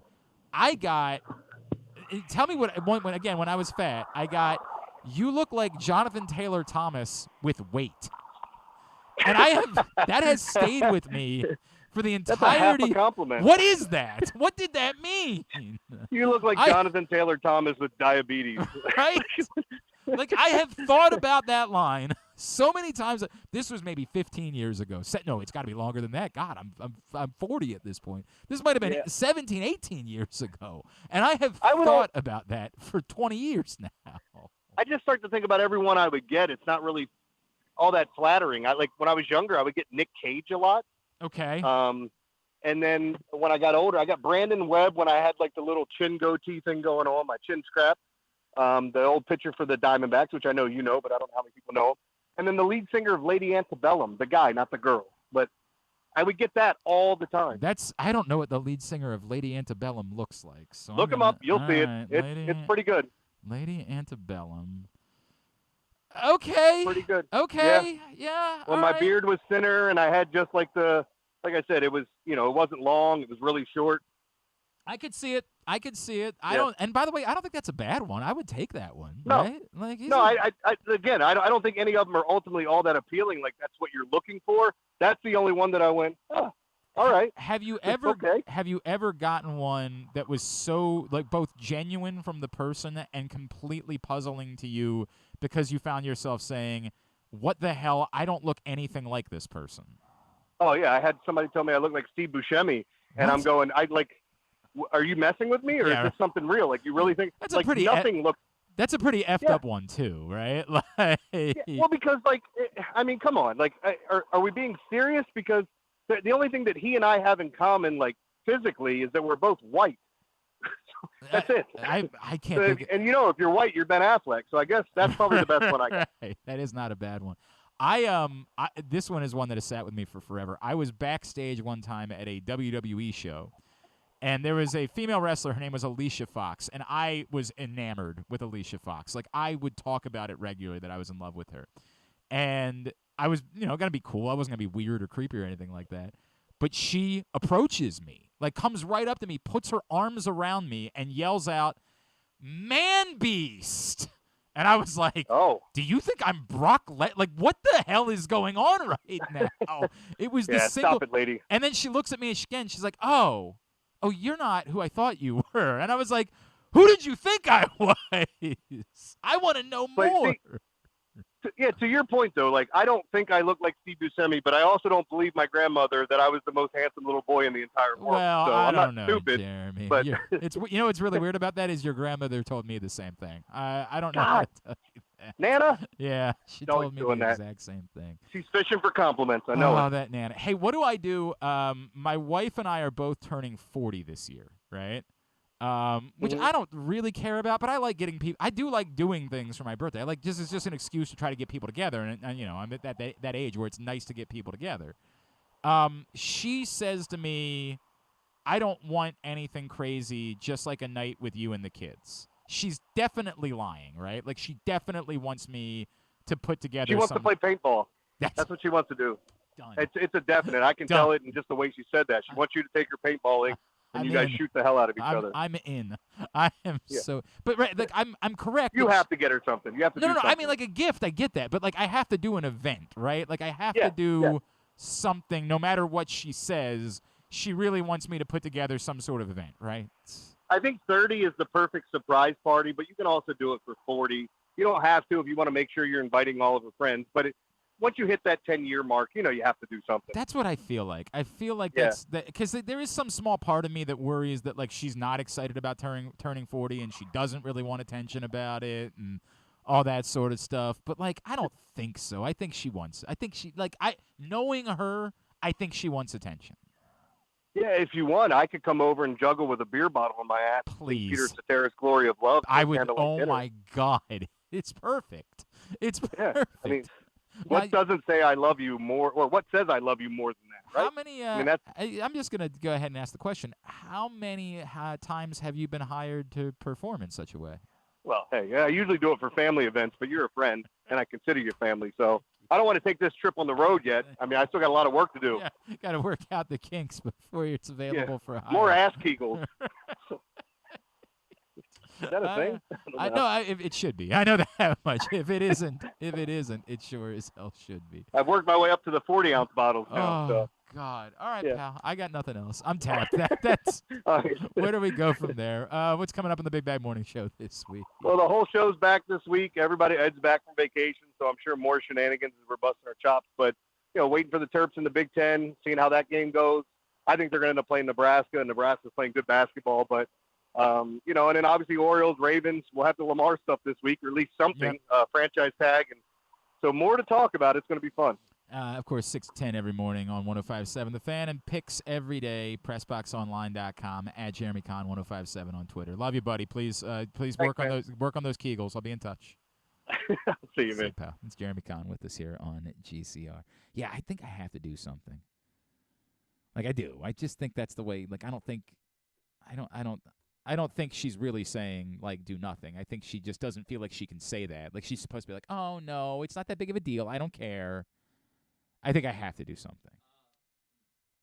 I mean, you're 20. You have no idea. You can't help I wish me I could. Why, I wish I could help you out. Yeah, there's nothing you can offer me to this conversation in any way. Maybe. Thank you, Griffin. Dynamite observation. I appreciate it. It's not. They don't call him the best color analyst in baseball for nothing. Yikes. Yeah, Proctor. That's probably what I'll do. Is like I do a small thing with her and then I do an actual event. It's good too because it's not like I didn't just take the entire family to Disney World. Totally have two birthday events? Why not 5? God. Yeah. God. Hey. Yeah, we'll do something. I'll figure it out. Do something for each night of the week. Here's what I know. It's going to be cash bar. I know that much if I do something. I know that for sure. I might be able to afford the food, but it's going to be cash bar if I do something. Man, that is going to be rough. All right.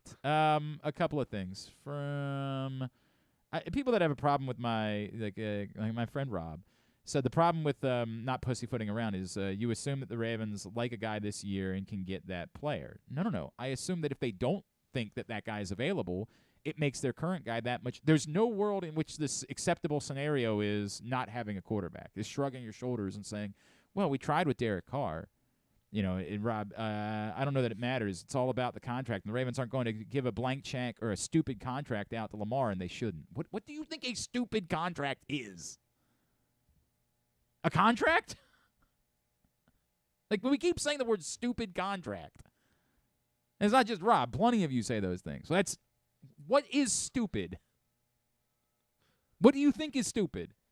What's stupid to me is not having a quarterback. Yeah. That's stupid. So then it becomes you still want to try to win with a vet in 2023 or go with the young guy. What does win with a vet in 2023 mean? Because, again, I would feel differently if I was the New Orleans Saints. Derek Carr, who's a bad cold weather quarterback on top of it, gets to come indoors, gets to play in a division that doesn't have any quarterbacks, and in a conference that has very few. And might have one less if Aaron Rodgers ends up leaving. In that conference, I feel like I might have a chance this year with Derek Carr. Now, I can't convince myself that I think I can win a Super Bowl, but I might have a chance to do something with Derek Carr. In the AFC, you cannot sell me that you have a chance to break through. Can you be competitive? Absolutely. And I can't tell you that Lamar Jackson is going to win in the AFC, but I have a chance. The moment I accept the stopgap quarterback, I'm good enough to not be good enough. And good enough to be too good to address my quarterback next year. That's what a stopgap quarterback does. No. Under any circumstances, no. If you don't like this year's quarterback class, that makes Lamar Jackson all the more valuable because you don't just get to invent quarterbacks. You can say, well, it shouldn't work that way. You should only be as valuable as what? No. It's all part of the arithmetic. All of it. Every single layer of it. All part of the arithmetic. If you love all 4 quarterbacks in the first round and you're confident that you're going to come away with a top 10 pick, I would make sure it's a top 8 pick, especially after Anthony Richardson at the Combine. If you're confident, then go for it. But stopgap nonsense. And the Derek Carr thing is, he's better than trash. That's the list of things that I have to say about Derek Carr. He's just good enough to not be good enough. But again, if I'm in New Orleans today, I feel differently about it. If I'm in New Orleans today and I didn't have a Lamar Jackson and I'm not super confident. By the way, by signing Derek Carr, New Orleans could still choose to draft a quarterback. They could be the team that says, maybe we take a flyer on Hendon Hooker too. Maybe we see how this goes. And if it doesn't work here, we try something else as well. We don't throw all of our eggs in one basket. But if I'm in New Orleans today, I'm looking around and saying, yeah, we got a chance. Again, they've got other problems. I don't think Alvin Kamara is going to get back to the level that he once was at. Maybe he could. I mean, I think people felt that way about Saquon Barkley as well, and he did. But if you can get Alvin Kamara back there, it changes everything, or you find another running back. You have a really good wide receiver on your roster, obviously, in Chris Olave. Your offensive line has still been very good. They built a good offensive line there. You need something at tight end. Your defense is good. You feel like you have a chance because the competition ain't great. In your vision, it's next to nothing, provided none of them end up coming away with Lamar Jackson. Or the quarterbacks that those teams draft don't end up proving to be really great players. All right, when we come back in, Marty Mornhinweg, former Ravens offensive coordinator, is going to check in. PressBoxOnline.com/offers. Baseball betting is here. Bet $5 with DraftKings. Get $200 in instant bonus bets, along with other great incentives and promos when you sign up at PressBoxOnline.com/offers. Baseball futures bets, season specials, and player reward bets are already live in Maryland. Go to PressBoxOnline.com/offers now for your shot at winning big. It's Glenn Clark Radio. The Baltimore County Police Department is hiring. Entry-level officers start at over $60,000 and over $64,000 for lateral officers, with $10,000 signing bonuses available. Plus, cadets start at over $32,000. Great benefits are available like medical, dental, and vision insurance, tuition reimbursement, 15 sick days per calendar year with no limit, career advancement to more than 20 specialized units, and more, with further incentives for military service members and veterans. A passion for service, a career for life with the Baltimore County Police Department. Find out more at joinbaltimorecountypd.com or call 410-887-5542. Must be a United States citizen, have a valid driver's license, and a high school diploma or GED equivalent.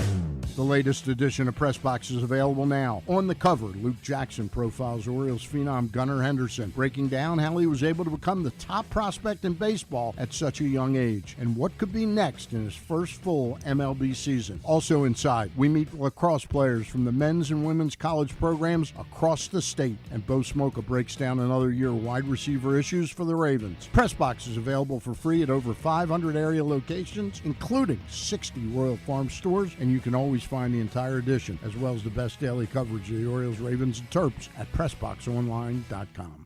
Have you experienced hardship due to COVID-19 and want to start a new career path? Look no further than CCBC. Starting in March, CCBC offers short-term career training programs like real estate sales. And the best part, funding is available for those who qualify. Real estate sales is a lucrative career that can provide a stable income and flexibility. With CCBC's real estate sales program, you'll learn everything you need to know to get started in this exciting field. Call us at 443-840 840-2222 or ccbcmd.edu to learn more. CCBC Real Estate Sales. Your new career starts now with funding available. 443-840-2222 or ccbcmd.edu. That first sip. That first bite. Start your day off right with a delicious breakfast at Royal Farms. Choose from a fantastic selection of fresh Royal Farms breakfast sandwiches and top it off with a rich hot cup of the freshest coffee in the world. At Royal Farms, breakfast is available day and night. It's the freshest breakfast in the world. Real fresh, real fast. Royal Farms. Stan the Fan here, welcoming back one of my favorite sponsors, the Costas Inn. And everybody around Baltimore knows the Costas Inn is a great place to go and grab crabs, steaks, salads, soups, whatever's on your mind to eat in person. But did you know that the Costas Inn has upped their game? They are now one of the premier takeout places in Baltimore. Give them a call now to order your food, 410-477-1975. That's the Costas Inn over 4100 North Point Boulevard. Make the most out of every day in your Toyota RAV4. Available in hybrid or gas-only models. A RAV4 can get you where you want to go in style. Check out buyatoyota.com for deals on new RAV4s from your local Toyota dealer today. Check out PressBoxOnline.com every day to find daily winners and betting advice from Jeremy Conn. And if you want some advice about life decisions that you probably shouldn't make, here's Glenn Clark. All right, back in here on GCR as we continue on a Monday edition of the program. Appreciate Jeremy Conn hopping on with us today's show. Or just a reminder, as always, that gambling can be fun, but you should set a limit and stay within it. Remember that if you or a loved one has a gambling problem, call 1-800-GAMBLER 24/7 or visit helpmygamblingproblem.org for free confidential services. Stanley said, I don't think Carr would be a stopgap. Under the right circumstances, he could be much more than that, but I do agree with your premise about stopgaps. Yeah,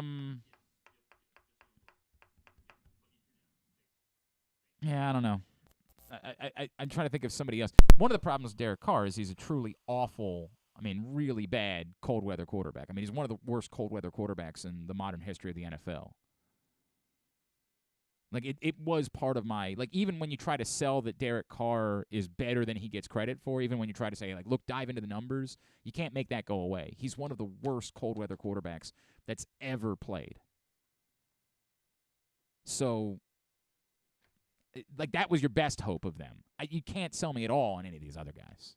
You could sort of say, hey, Derek Carr is a little bit underappreciated, fine, but he's atrocious in cold weather. So, I don't know about that. Let's talk about the Ravens situation. This man just gave a 3-point plan over on the 33rd team about how the Ravens handle the offseason. He, of course, knows a thing or two about the Baltimore Ravens. He is former offensive coordinator Marty Mornhinweg. He's back with us here on GCR. Coach, it's Glenn in Baltimore. It's great to catch up with you as always. Thank you for taking a couple of minutes for us this morning. Glenn, I'm so excited to be on your radio show this morning. I'll tell you what great excitement, huh? You are fired. Combine. Coach, if I could, man, it's been a weird week in Baltimore. Before we get into all the Lamar Jackson stuff and the quarterback, it's been a weird week because the players came out last week with these report cards and were very aggressive in their disdain for the Ravens strength coach, Steve Saunders, the former strength coach, Steve Saunders, and the situation in Baltimore. And, after that, a lot of players, even, current, former players, it's unlike what we've normally seen in Baltimore. We saw a negative public backlash towards a franchise that has regularly been viewed as a very quality franchise that we haven't seen before. Were you, Rashad Bateman coming out and speaking out against the team that he currently plays for, and, Matt Judon, who's been highly successful, were you a little alarmed by how negative the reaction was to Steve Saunders and the fact that John Harbaugh kept him around for as long as he did? I was surprised, Glenn. I know Saunders really well. I know John. Now, however, I will say this. When we would bring free agents in from other teams and some that I coached on other teams, one of the first things they would do is go, hey, coach, this strength and conditioning thing is way different. I would say, tell me how. Tell me how. What's going on? It's just so much every day. And so some of the fellows just weren't used to that. I suspect here's what happened, that an injury or two or some rehabilitation or some strength and condition throughout a year or two backfired on a couple of the fellas, and it may or may not have been the strength and conditioning coach's responsibility or fault. I'm just really surprised that they put all of that out in public, and Saunders ended up getting fired over the situation, it looked to me like. So let me ask this question. Is there a world, like if obviously you know a thing or two, you've been a head coach in this league, if it's so over, whether it's factual or not, whether your strength coach is responsible directly for players getting hurt or not, this has clearly been percolating for some time, right? Like it came to the surface recently, but in talking to guys, this isn't new. There has been an angst, to say the least, if not a disdain, for a couple of seasons. Is it the responsibility of the head coach to say, hey, man, even if I think what you're doing is correct, at some point I need to step in and just say, this isn't working. Like, you don't have the trust of the players, and we can't operate like that as a franchise. Well, it is. You're exactly right. You have a philosophy, and it is a hardcore philosophy, strength and conditioning-wise, at Baltimore. That's not a bad thing. That's really a good thing, right? But you have to have that philosophy. That philosophy has to have the ability to adjust just a little bit depending on who your players are, what all your strengths are, what all your weaknesses are in that program, and you better be able to adjust and adjust very quickly. And I know this, that each player needs an individual specific strength and conditioning plan, period. Why? Because every player is different. Every man is different. They've got different strengths, weaknesses, past injuries. Their core is better than other, all those things. So an individual specific plan, and I'm not sure that happened there in Baltimore. It was a broad-based plan for everybody. And I feel like there's some criticism that's deserved. I'm not suggesting that John Harbaugh gets fired over it or something. I don't want to go crazy, but I do think that it's fair to be critical and say, hey, maybe this should have been something that should have been taken care of a little bit before now. Like that, it's tough. All right, let me get into the what they still have to do, Coach. I'll start with this. You know Lamar Jackson. Is Lamar Jackson worth giving a Deshaun Watson-like contract to make sure that you have your quarterback position stabilized here in Baltimore? Well, sure. However, it looks to me like that's a relative because Lamar's so young. Typically, a really good quarterback that signs a contract is going to get all of the money at his age. So I don't think that the guaranteed money should be a holdup on Lamar's side because almost always that young player in his second contract gets all of the money, especially at the quarterback position. So I find that sort of irrelative in these negotiations, and Lamar's side needs to understand that. The Ravens side needs to understand they have a unique, high-level, highly skilled quarterback, and if not him, then who, right? So if they end up getting 2 first-rounders out of this, let's say, and they use one on a quarterback and they go get a veteran quarterback possibly in there. Okay, what are the odds? The odds are still lower than what you have. You have one of the great quarterbacks. You've got an MVP quarterback, and you're going to let him go. I would be surprised if Lamar's not with Baltimore. Now, look, there's a lot of variables to this thing, so I may be wrong. But I would be highly surprised to see the Baltimore Ravens allow one of the great quarterbacks in the league to leave and go somewhere else. By the way, what you bring up, I know is true, Coach, right? Like, you're 100% right. These quarterbacks always end up getting their money. In a way, I feel like you can flip that argument around, too, and say, why is the fight over guaranteed money if you know you're going to end up paying the guy anyway, right? Like, if this was about what the guy was worth, I can maybe understand the fight a little bit more. But I can make the same argument If you know you're going to end up paying the guy the money anyway, why are you willing to risk losing your quarterback just over the words fully guaranteed? I'm with you on that. That's exactly my point. The Ravens, they've got to get that quarterback situation settled. Why? Just because of the planning for the players, for the coaches. The teams that have a really high-level quarterback and it's settled, you know who your quarterback's going to be, typically have a better chance to make a run deep into the playoffs. Now, there are some outliers, right? There's some outliers, but not very many. And then the second thing is you need to adjust. Let's say you have Lamar Jackson. Adjust your offensive philosophy just a little bit, right? And it looks like John Harbaugh has sort of made the first move in doing that by hiring Todd Monken. Just shift a little bit away from almost solely relying on the great Lamar Jackson's running ability. And you can play the game a certain way to where his running ability, that threat is always there. So just run him just enough to pop off some big runs, and the threat is always there.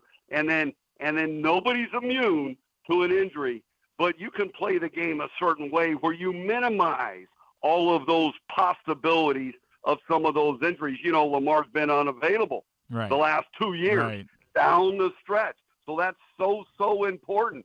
Too much is just as bad as not enough with Lamar's running ability. And then open up the offense just a little bit, right? The Ravens were in 12 single-digit games, and they won 6 with the third-ranked defense as far as scoring points, right? They gave up 18.5 points a game. They only won 6 of the 12 close games. Open it up just a little bit, have less close games by allowing your offense to open it up, get ahead of your opponent, and then turn that vaunted defense loose on your opponent's offense. I think those 3 things will pay dividends for the Ravens in 2023. We know that strategy has worked. We know that it has been effective. You certainly know that. Coach Marty Mornhinweg with us here on GCR. Coach, so let's just do this, right? Let's play around with this. If for some bizarre reason Lamar Jackson wasn't the quarterback in Baltimore in 2023, do you believe that Todd Monken and to add into that whatever else they would do, whether it's a stop, it's not going to be Derek Carr, right? He's off the board.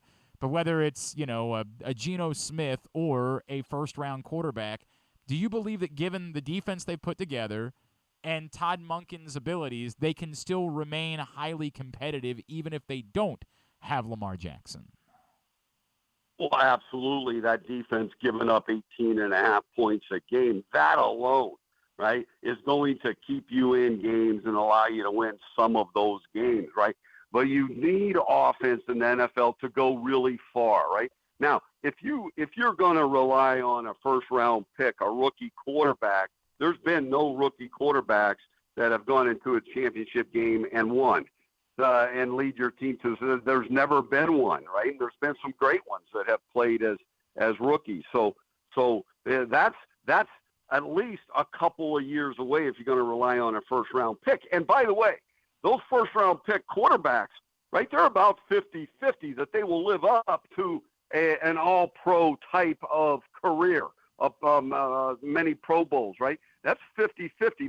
Now look at a little bit of that is where they played okay, but they just didn't live up, and then some end up being bust. So your odds are sort of 50-50 there. So if you need a quarterback, you better get a draft pick. Yeah. You better rely on somebody that's there like Huntley, and then you better go outside and get a veteran in there. So all 3 of those things could come into play if Lamar Jackson is not with the Baltimore Ravens. Coach, take me through your philosophy on this, because I am very much and again, trust me, to me, the answer is Lamar Jackson. I think it's insane that we're even having this conversation, but, we are where we are.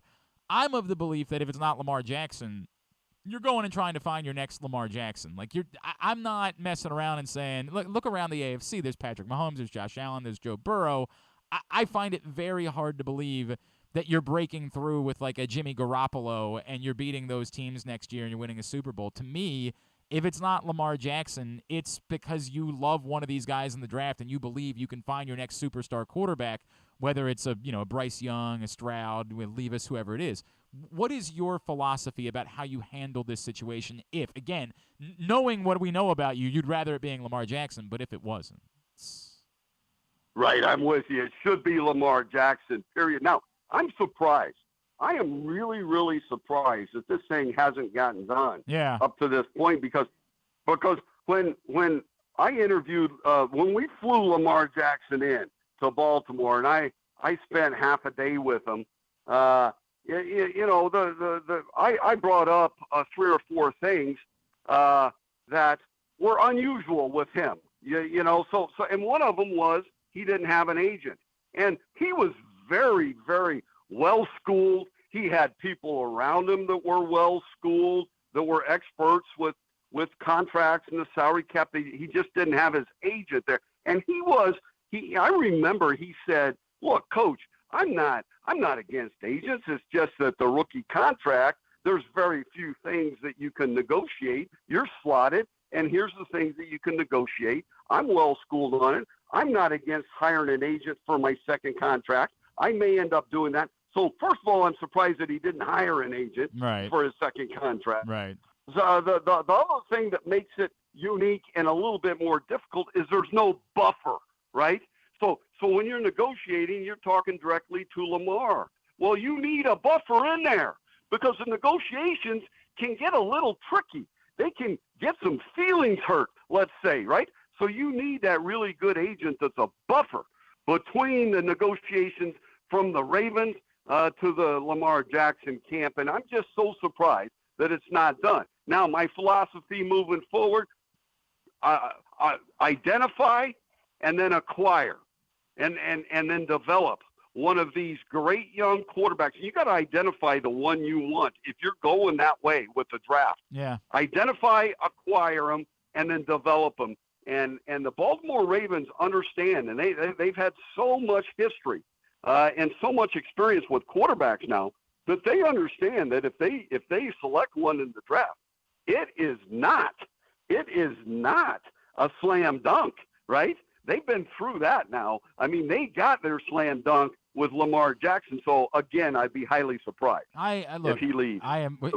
We keep coming back to that, Coach, and I pray to God that you're right about that. The fact that it's taken this long, you just have to consider all the possibilities and wonder what might happen moving forward. Hey, what do you think? And Glenn, Glenn, one other thing, please, that I think may be coming into play here. I hope it's not, but the analytics as far as the salary cap, right? Well, first of all, I think you need some analytics to analyze the analytics. I really do.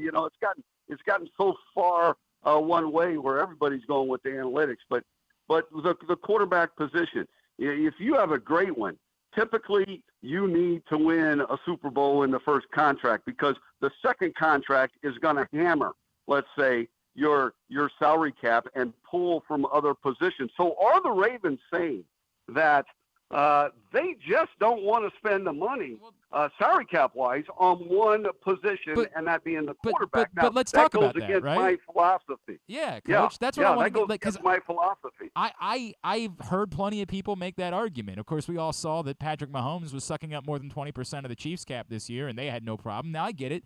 Patrick Mahomes is one of one, right? I love Lamar Jackson, but even I acknowledge Patrick Mahomes is the best quarterback not only of the moment, but it might very well be the most talented quarterback we've ever seen in the history of the NFL. Like, I acknowledge that. But to me, the risk isn't that you give so much money to one position. The risk to me is that you can build what other team you want to build otherwise. If you don't have a rock star quarterback at the center of it, I don't know that you can make it matter in a league where you look around and see all the other quarterbacks that you're going up against. There it is, right there. You explained it beautifully, right? The quarterback position, and I'm not even sure you can debate it on the other side, is the most important position in all of sports. That quarterback handles everything. That quarterback is your team leader. That quarterback is the face of your franchise. That quarterback will either lead you to Super Bowl wins or he doesn't. That's how important that quarterback position is. And you can have everything else built really well, really strong. and then not win you can get you'll get close, right? You'll get close and not win a Super Bowl if you don't have one of those great quarterbacks. Again, there are some outliers out there, but that's like maybe once in a decade where a mediocre quarterback ends up winning a Super Bowl, and how they do it. Right. That whole team is built really well, right. And then that quarterback plays like a top 5 or a top 8 quarterback down the stretch and through the playoffs. That's how those outliers end up winning the Super Bowl. But obviously, we saw it with the Eagles and Nick Foles a couple of years ago. It's not, to your point, it's not like it can't be done or it's impossible. It's just so many things have to go right in order to make it happen, that to think that that's the guiding light for how you should build your franchise, to me, is, it's a fallacy, right? Like, we know the answer. Have quarterback, succeed with quarterback, do everything you can with quarterback. You're pretty good on this radio gig, Glenn. Marty. I'll tell you, you explain things beautifully. That quarterback position is, like I said, so important. It's the most important position in all of sports. And if you have one, you have way better odds of making a big-time run than if you don't. It's just that simple. All the rules, everything has pointed to throw the ball a little bit more.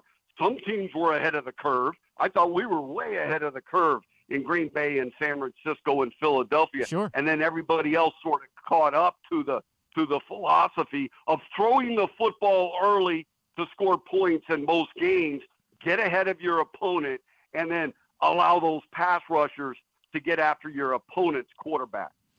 Marty Mornhinweg, you of course have been living the good life out in you're basically like Yellowstone at this point in your life, right? Like that's if we saw you these days, you'd just be like out on your horse, enjoying the land. Is that what life looks like for you these days? I will tell you, Glenn, I've had a blast. I've got to spend a little time with my wife, and I've got 2 boys, two of my children that are coaching.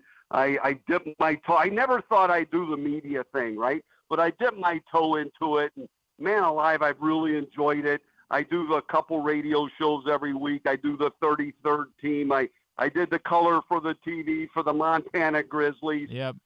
I've got my knee replaced a year ago. I got my hernias taken care of about 6 months ago. I got my shoulder repaired. So I'm all cleaned up for the stretch run right here. Marty, it's so great to hear. We're going to link up to the video that you did for the 33rd team about your off-season plan for the Ravens so that Ravens fans can go check it out on our Twitter account at Glenn Clark Radio.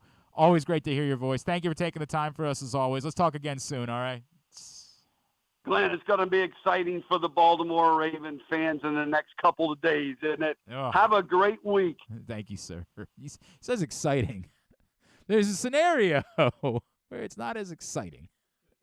It's more terrifying is where we get to at that point. It's more terrifying. But there is a scenario where, yes, hopefully there's very good news. Hopefully the reason why they're waiting to the deadline is because they think they can get something done before the deadline.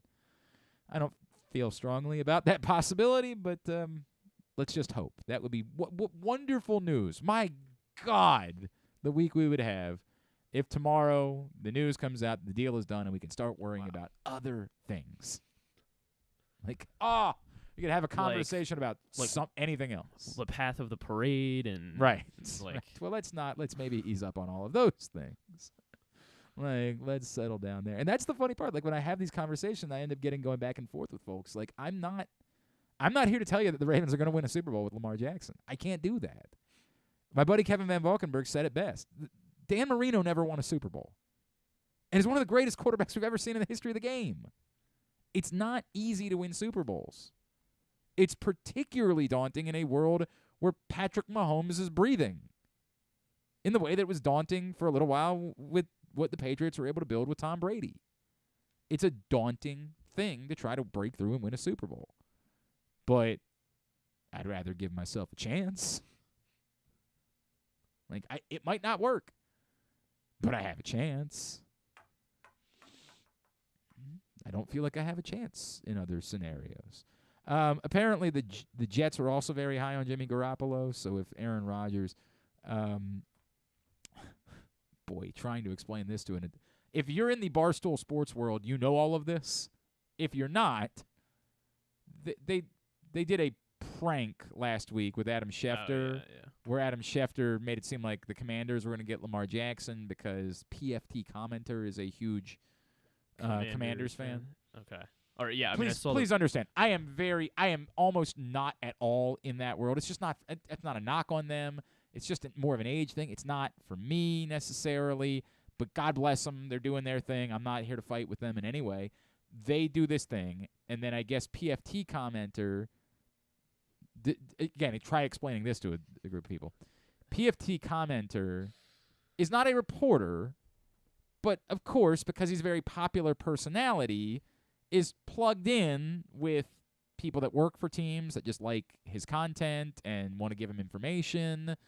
He's friends with players. He's friends with all sorts of people in the business. So for a while, he created a Twitter account to break football news, but he put the account under his dog's name.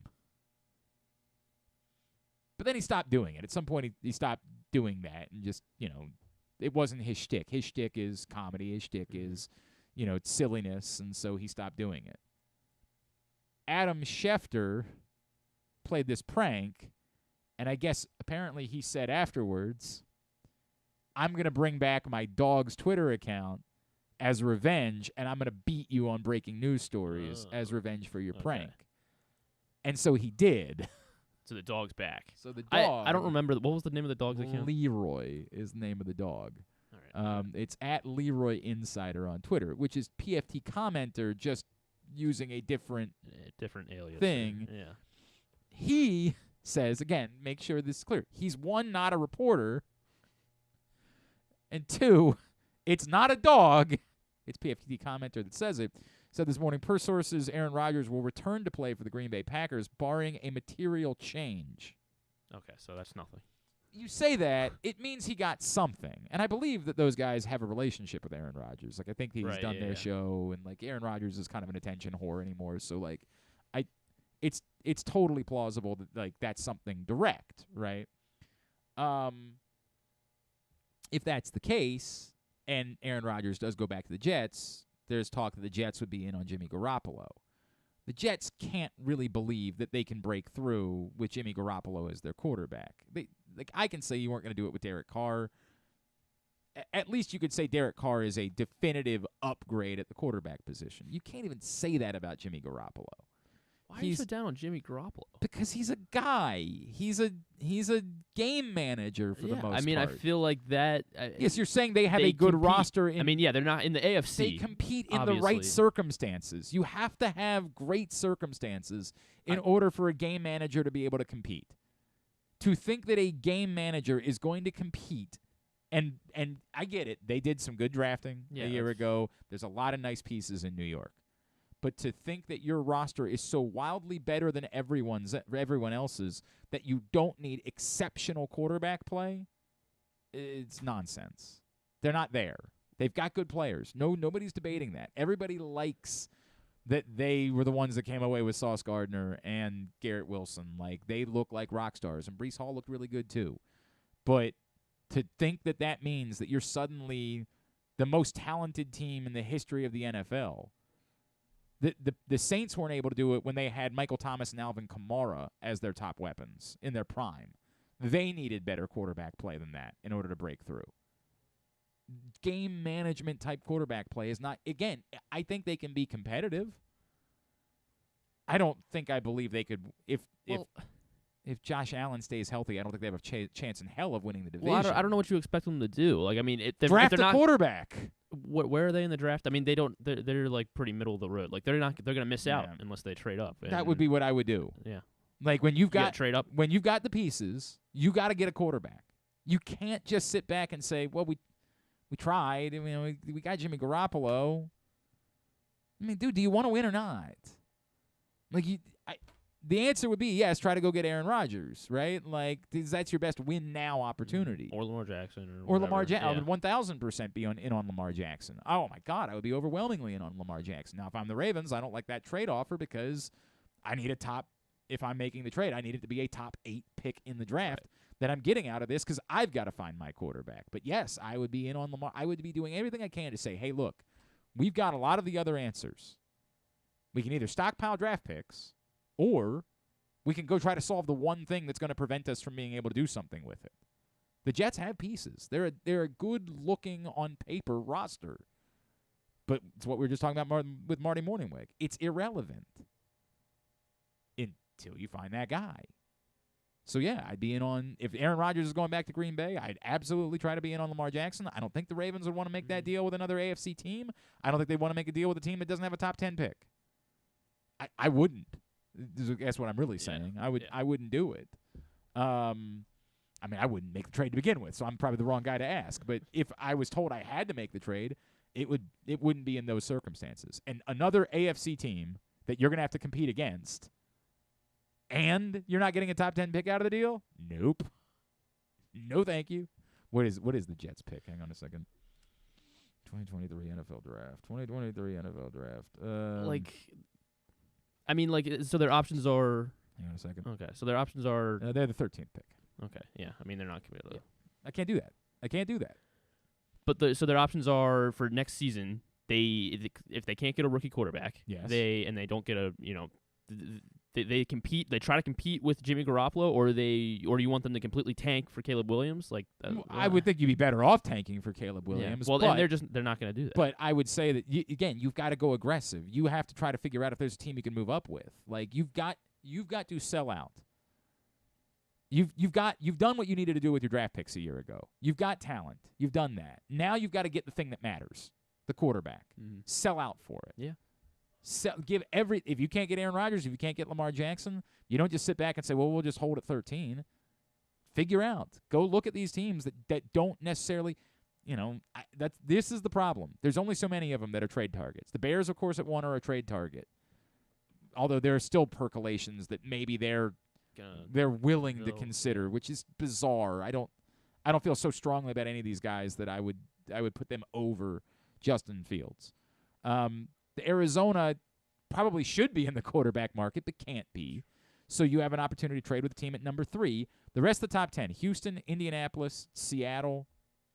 Detroit at 6, maybe they just feel like they can't move on from Jared Goff. Yeah, I guess. I still think they would have to be in the quarterback market. So this is one of the other problems. Is there's only so many teams. Most of the top 10 is littered with teams that need a quarterback. I mean, the Eagles at 10, but we're starting to feel like at 10 you might already be out of luck. So you got to be aggressive. You might have to make the same Lamar Jackson deal that you would have made in order to go up and get one of these guys. But I do it. Like, the answer can't be, well, we tried. It didn't work out. You're not winning a Super Bowl with Jimmy Garoppolo as your quarterback in the AFC next year. It's not happening. You can't. You're not really winning a Super Bowl in the NFC with Jimmy Garoppolo as your quarterback, but at least, again, you could squint and, if 6 things went correctly for you could figure out a way that it could happen. Like Jalen Hurts gets hurt. None of these rookies end up in the NFC and having exceptional seasons. You can start doing the math on how a team maybe could break through, and then you get to the quarterback, and who knows what crazy thing could happen. Patrick Mahomes could get hurt, and all of a sudden, look at that. We just kind of goofed our way into a Super Bowl with Jimmy Garoppolo as our quarterback. But to think you're going to have all of those things, you're going to get lucky, and not to say that you couldn't beat a good team. All you got to do is beat one good team that has a quarterback. Well, that can happen on any given day.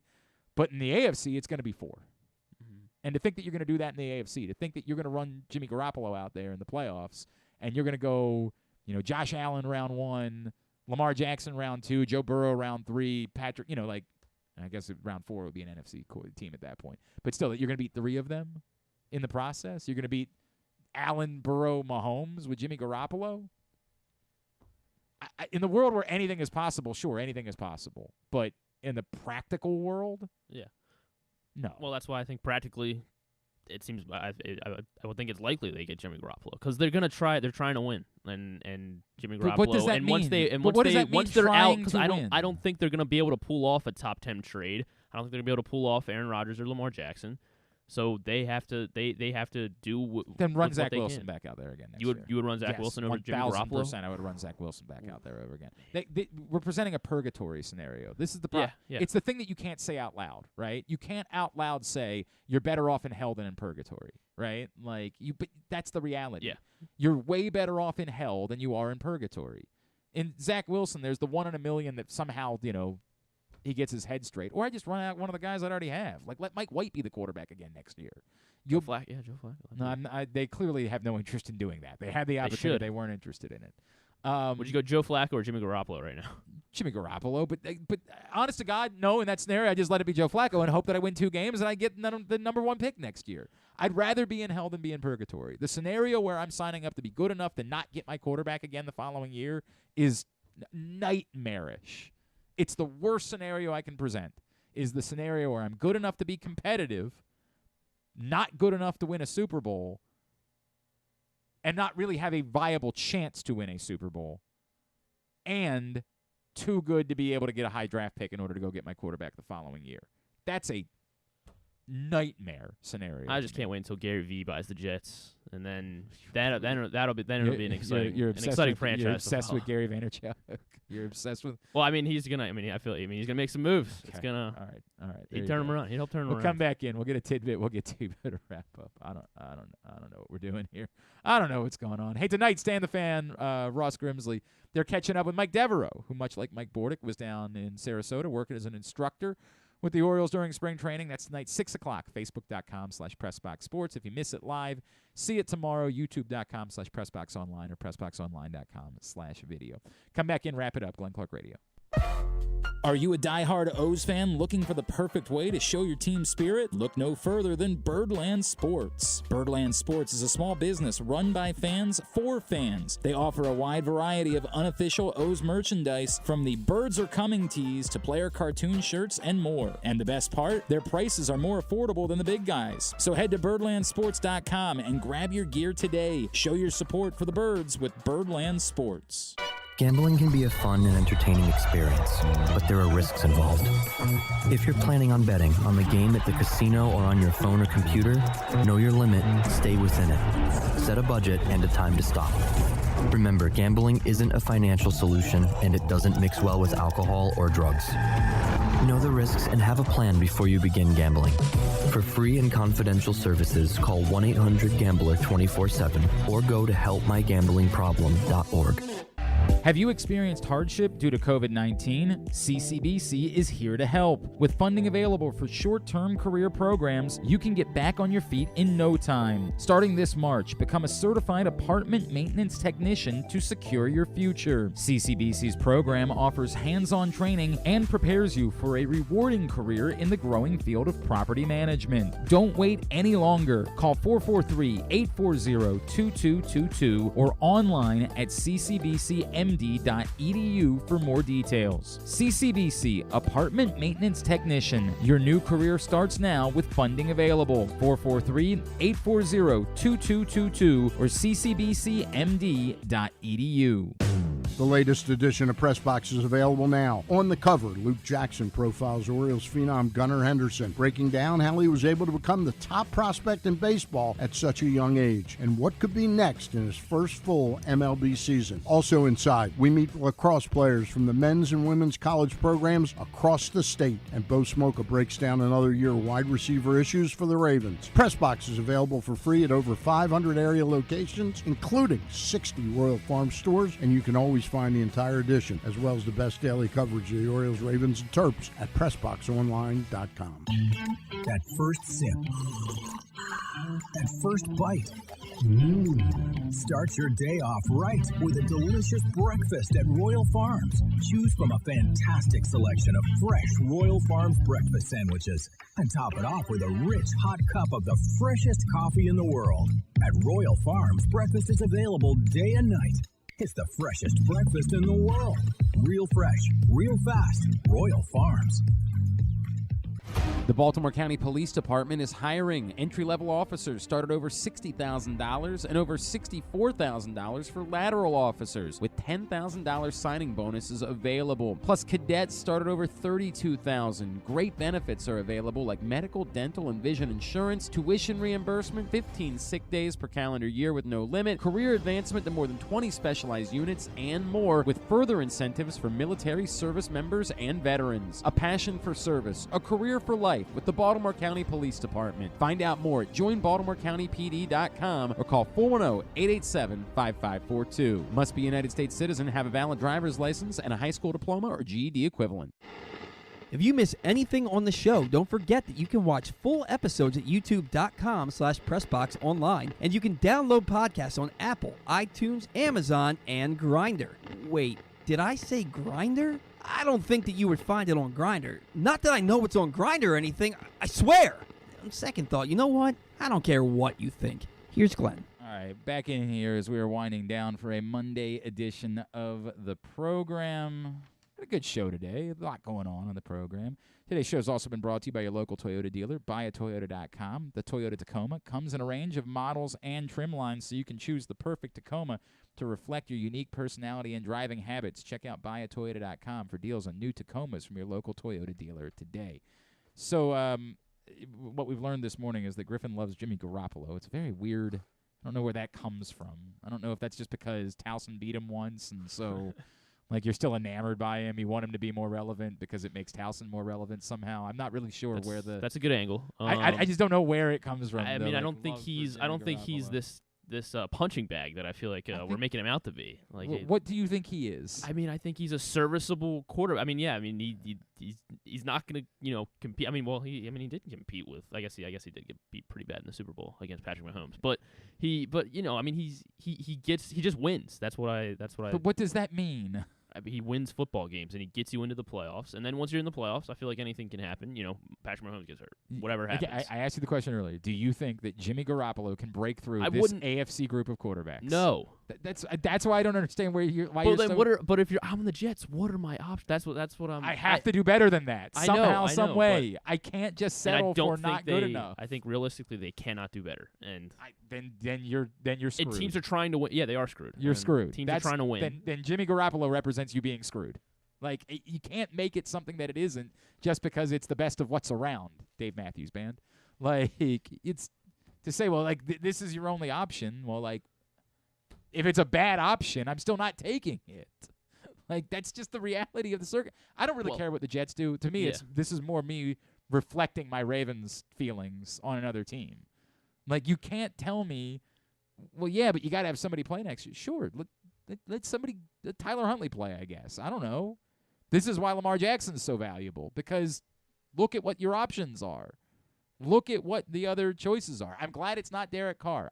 That to me is a very good thing, that it's not going to be Derek Carr that's going to be the Ravens quarterback next year. He's an atrocious, historically awful cold weather quarterback who is coming off a very bad season in which he had the best running back in football and maybe the best wide receiver in football.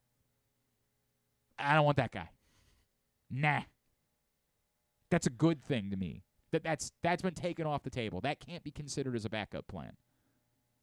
Personally, I hope it puts more pressure on the Ravens to recognize, like, teams are going in on quarterbacks. Dude, we gotta do this. Yeah. We gotta get it figured out. Let's get a tidbit. Tidbit of the day is brought to you today by Birdland Sports.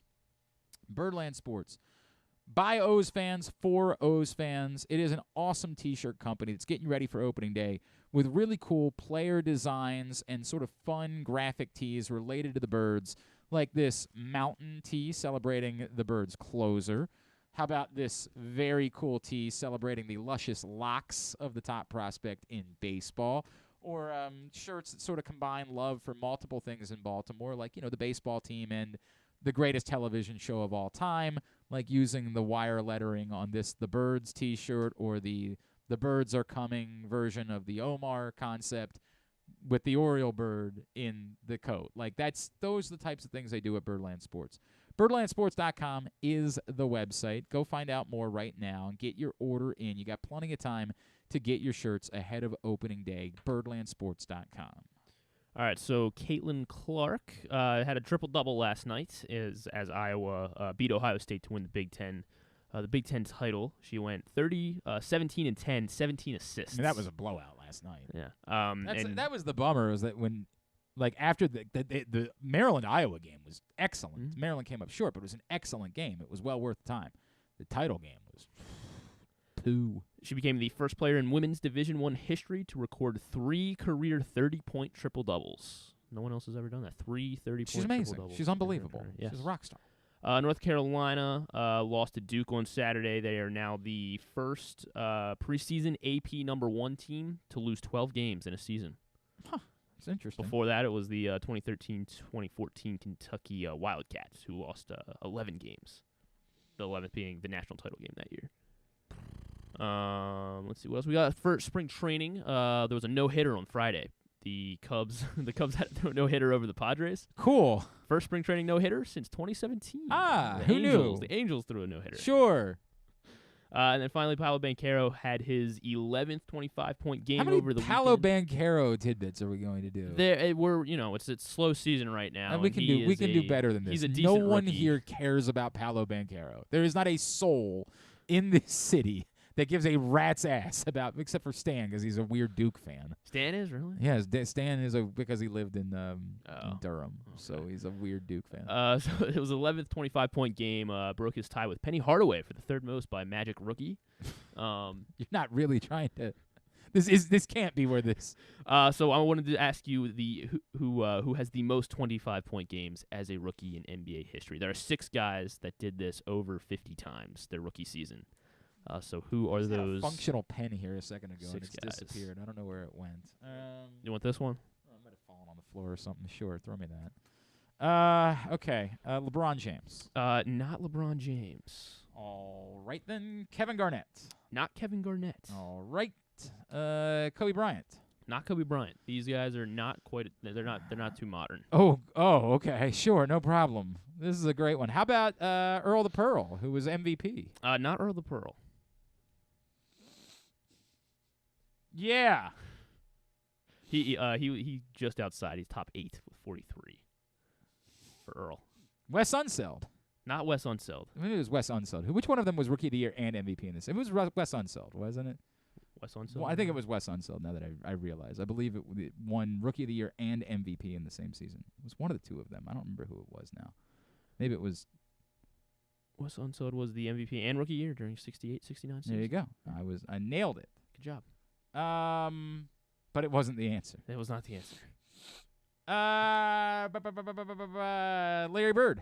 Not Larry Bird. Michael Jordan. Michael Jordan. Hey! 6th on this list. 53 25-point games his rookie year, and he is the most recent on this list. These guys are all older. Griffin, what is this? What is this list? This is the top 5 Come 25-point on, games man. as a rookie. But you got to be able to look at the list and say, that's not it. That's not good content. That's not something we should be doing on the show. All right. Like, that's nonsense. Or just Kareem Abdul-Jabbar. Yes, sir. Kareem Abdul-Jabbar, 3rd. Wilt Chamberlain. Wilt Chamberlain, number 1, 66 games with 25 points his rookie year. Oscar Robertson. Yes, Oscar Robertson. 5th on the list. Got 2 more. Hilarious. George Mikan. Not George Mikan. I don't know. The guy spent some time with the Bullets. Not his rookie season, though. How would I remember that? His rookie year was with the Rockets. San Diego Rockets. I don't remember there being a San Diego Rockets. Just go ahead. Who was it? This is Elvin Hayes. Oh, damn it. I should have gotten that one. Elvin Hayes was a significant bullet. Another he spent like 3 seasons, 2.5 with the Baltimore Bullets. Just tell me. Drafted by the Bulls, Walt Bellamy. Oh, okay. All right. How about that? And that is your top 6. That was probably not one that we should have brought to the actual show. Probably should have left that one off the table. All right. Too many. Get back at it tomorrow. Yes. Tomorrow will be a new day. We'll do better then. Tubular is brought to you by the print issue of Press Box. Gunnar Henderson's on the cover. Go get it for free at your neighborhood Royal Farms. Any of the hundreds of locations around town where you find Press Box. Read it all at PressBoxOnline.com. Towson Charleston tonight. That's the biggie. Tigers get a 3rd chance at trying to take down Charleston. Both the first 2 games are very close. CAA semifinals this evening on CBS Sports Network. It's the 2nd semifinal scheduled for 8:30, but obviously depends on how long the first semifinal goes. But 8:30 CBS Sports Network for Towson and Charleston. The first semi is. I feel like it'll be on time, yeah, because Hofstra beat down William & Mary yesterday. Yeah, but Wilmington's pretty good. Like, I don't think that's. They were trailing to Drexel for a lot of the game, and then. You're just saying things now. I got Hofstra big. Okay, there you go. You bet with Griffin tonight. He's got Hofstra big. That one's at 6 o'clock. Winners square off tomorrow for the title. Some more automatic berths to the tournament will be given out tonight. Chattanooga and Furman at 7 on ESPN. South Alabama, Louisiana Lafayette at 7 on ESPN 2. And everything else is just tournament play, not championship games. Those are the only other 2 championships tonight. The big one for us locally, you can watch the Orioles on television today. Hooray. And you can watch no matter where you live because it's on MASN locally and MLB Network in the rest of the country. So Michael Plasmeyer, Cole Irvin, the pitching matchup for Phillies-Orioles at 1 o'clock today.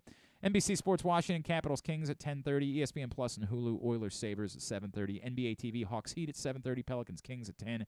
USA for Brentford and Fulham at 3 o'clock. And then WWE Monday Night Raw at 8. Some non-sports highlights. Yeah, a couple tonight, actually. The Bachelor, of course, is on ABC. Season 23 of The Voice premieres tonight on NBC. Blake Shelton, Barmageddon fame. Kelly Clarkson, Chance the Rapper, and Niall Horan are the judges, coaches, or whatever for The Voice this season. Fallon's going to have Chance the Rapper on the show. And then Jared from Subway Catching a Monster they're doing this documentary on on Investigation Discovery Channel. Doing like the FBI background into this. Okay. That is on ID. And then, a very weird course, picture that popped up on my I had to delete it. This is so random. So Jared from Subway, before we found out he was a monster, was a regular at Super Bowl Radio Row. Oh, right. And he would travel around with a football player. It'd be like, you can have Jerome Bettis and Jared from Subway. Oh my God. So one year, I was sitting down with whoever it was, Jared from Subway, and insert Michael Strahan, whoever it was, and from the other side of the room, Michael Orr came running over to me and said, "Dude, I want to meet Jared from Subway." Did you help him out? And I said, "Really?" He said, because Michael Orr had already done our show that day. He was doing others, and he was like, "Yeah, I want to get a picture, but I don't want to be weird about it." I was like, "You want me to ask?" He's like, "Yeah, you ask Jared from Subway. We'll all get a picture together." I said, "Okay." So there's a picture on my Facebook page, and I'm like, "Oh, God." So it popped up the other day. Yeah. And then I'm like, and nobody knew, of course, but it's like I've got this murderer's row. Oh God, no pun intended, because I definitely have a picture that's on my Facebook of with hanging Bill. out. No, the Bill Cosby thing is a different thing. I definitely have a picture with Chris Benoit. Chris Benoit came to the old radio station once, actually he came when I was over on 105.7, and we had such a good time with him that he asked Ed Norris and I if we would go to dinner with him that night. He was like, "I got nothing to do tonight," and he just wanted to talk about football, and we had a wonderful conversation. It was a great time. And he's an actual murderer. A legitimate 100% known murderer of his family. God. Awful. Tough Bill track Cosby. record. Yeah, I got a bad track record, baby. That one was rough. I guess more recently you've done better. That's not the only time that a Ravens player approached me. Bryant McKinney saw me at the Super. Actually, this might have been the New Orleans when they were in the Super Bowl. Bryant McKinney he saw that I had the cast of the show The League at the table. Oh, right. Okay. And he was very excited about meeting the cast of the show The League. He came running over. "Dude, I got to get a picture with them." All right, bro. We can make that work out. happen. Well, yes, we can do that. Well, for speaking you. of Nick Kroll, they're doing Yes. the History of the World Part 2 series. So it's like Oh, I did see it. I did yes, see they were so they're doing that, new episodes every day this Yeah. week for Monday through Thursday. Where is that? Where are they doing it? On Hulu. On That is Hulu, on Hulu. okay. Yeah. So Mel Brooks is being part of it and writing it with Ike Barinholtz, Wanda Sykes, and Nick Kroll, and they're gonna have all kinds of guest celebrities. Taika Waititi is Sigmund Freud, and Jack Black is in it. Sarah Silverman, Seth Rogen is Noah's Ark. And he's like Noah. Okay. Noah's Ark. Okay. So Johnny Knoxville's apparently in it. So yeah, it looks pretty interesting. Looks like it should be funny. And then of course History Channel has the greatest of all time with Peyton Manning. He's doing the top 10 Daredevils. Pass. All right, very good. Thanks today to Marty Mornhinweg. Thanks to Jeremy Conn. Thanks to Brian Butch and to Mike Bordick. We'll get all of it up in the greatest hits section of the Oh my God, it's so good. tab at GlennClarkRadio.com. Vernon Davis is going to join us tomorrow. I guess he's got a movie coming out that we're going to plug. And He is a good actor. He was good in Baywatch. I'm not going to pretend like I saw Baywatch, the movie. I did not do that. If you did, God bless you. I had zero interest in the Baywatch movie. The Zac Efron on The Rock, right? The stars of the Baywatch film. Was Margot Robbie? Alexandra Daddario. Is that who? Yes. Yeah, I was going to try to figure out who it was. But yeah, Vernon Davis. I love Vernon Davis, so I'm happy to do that. Of course, Patrick Stevens will join us as he does every Tuesday. Anything else? Stuff and things. All right, stuff and things as always.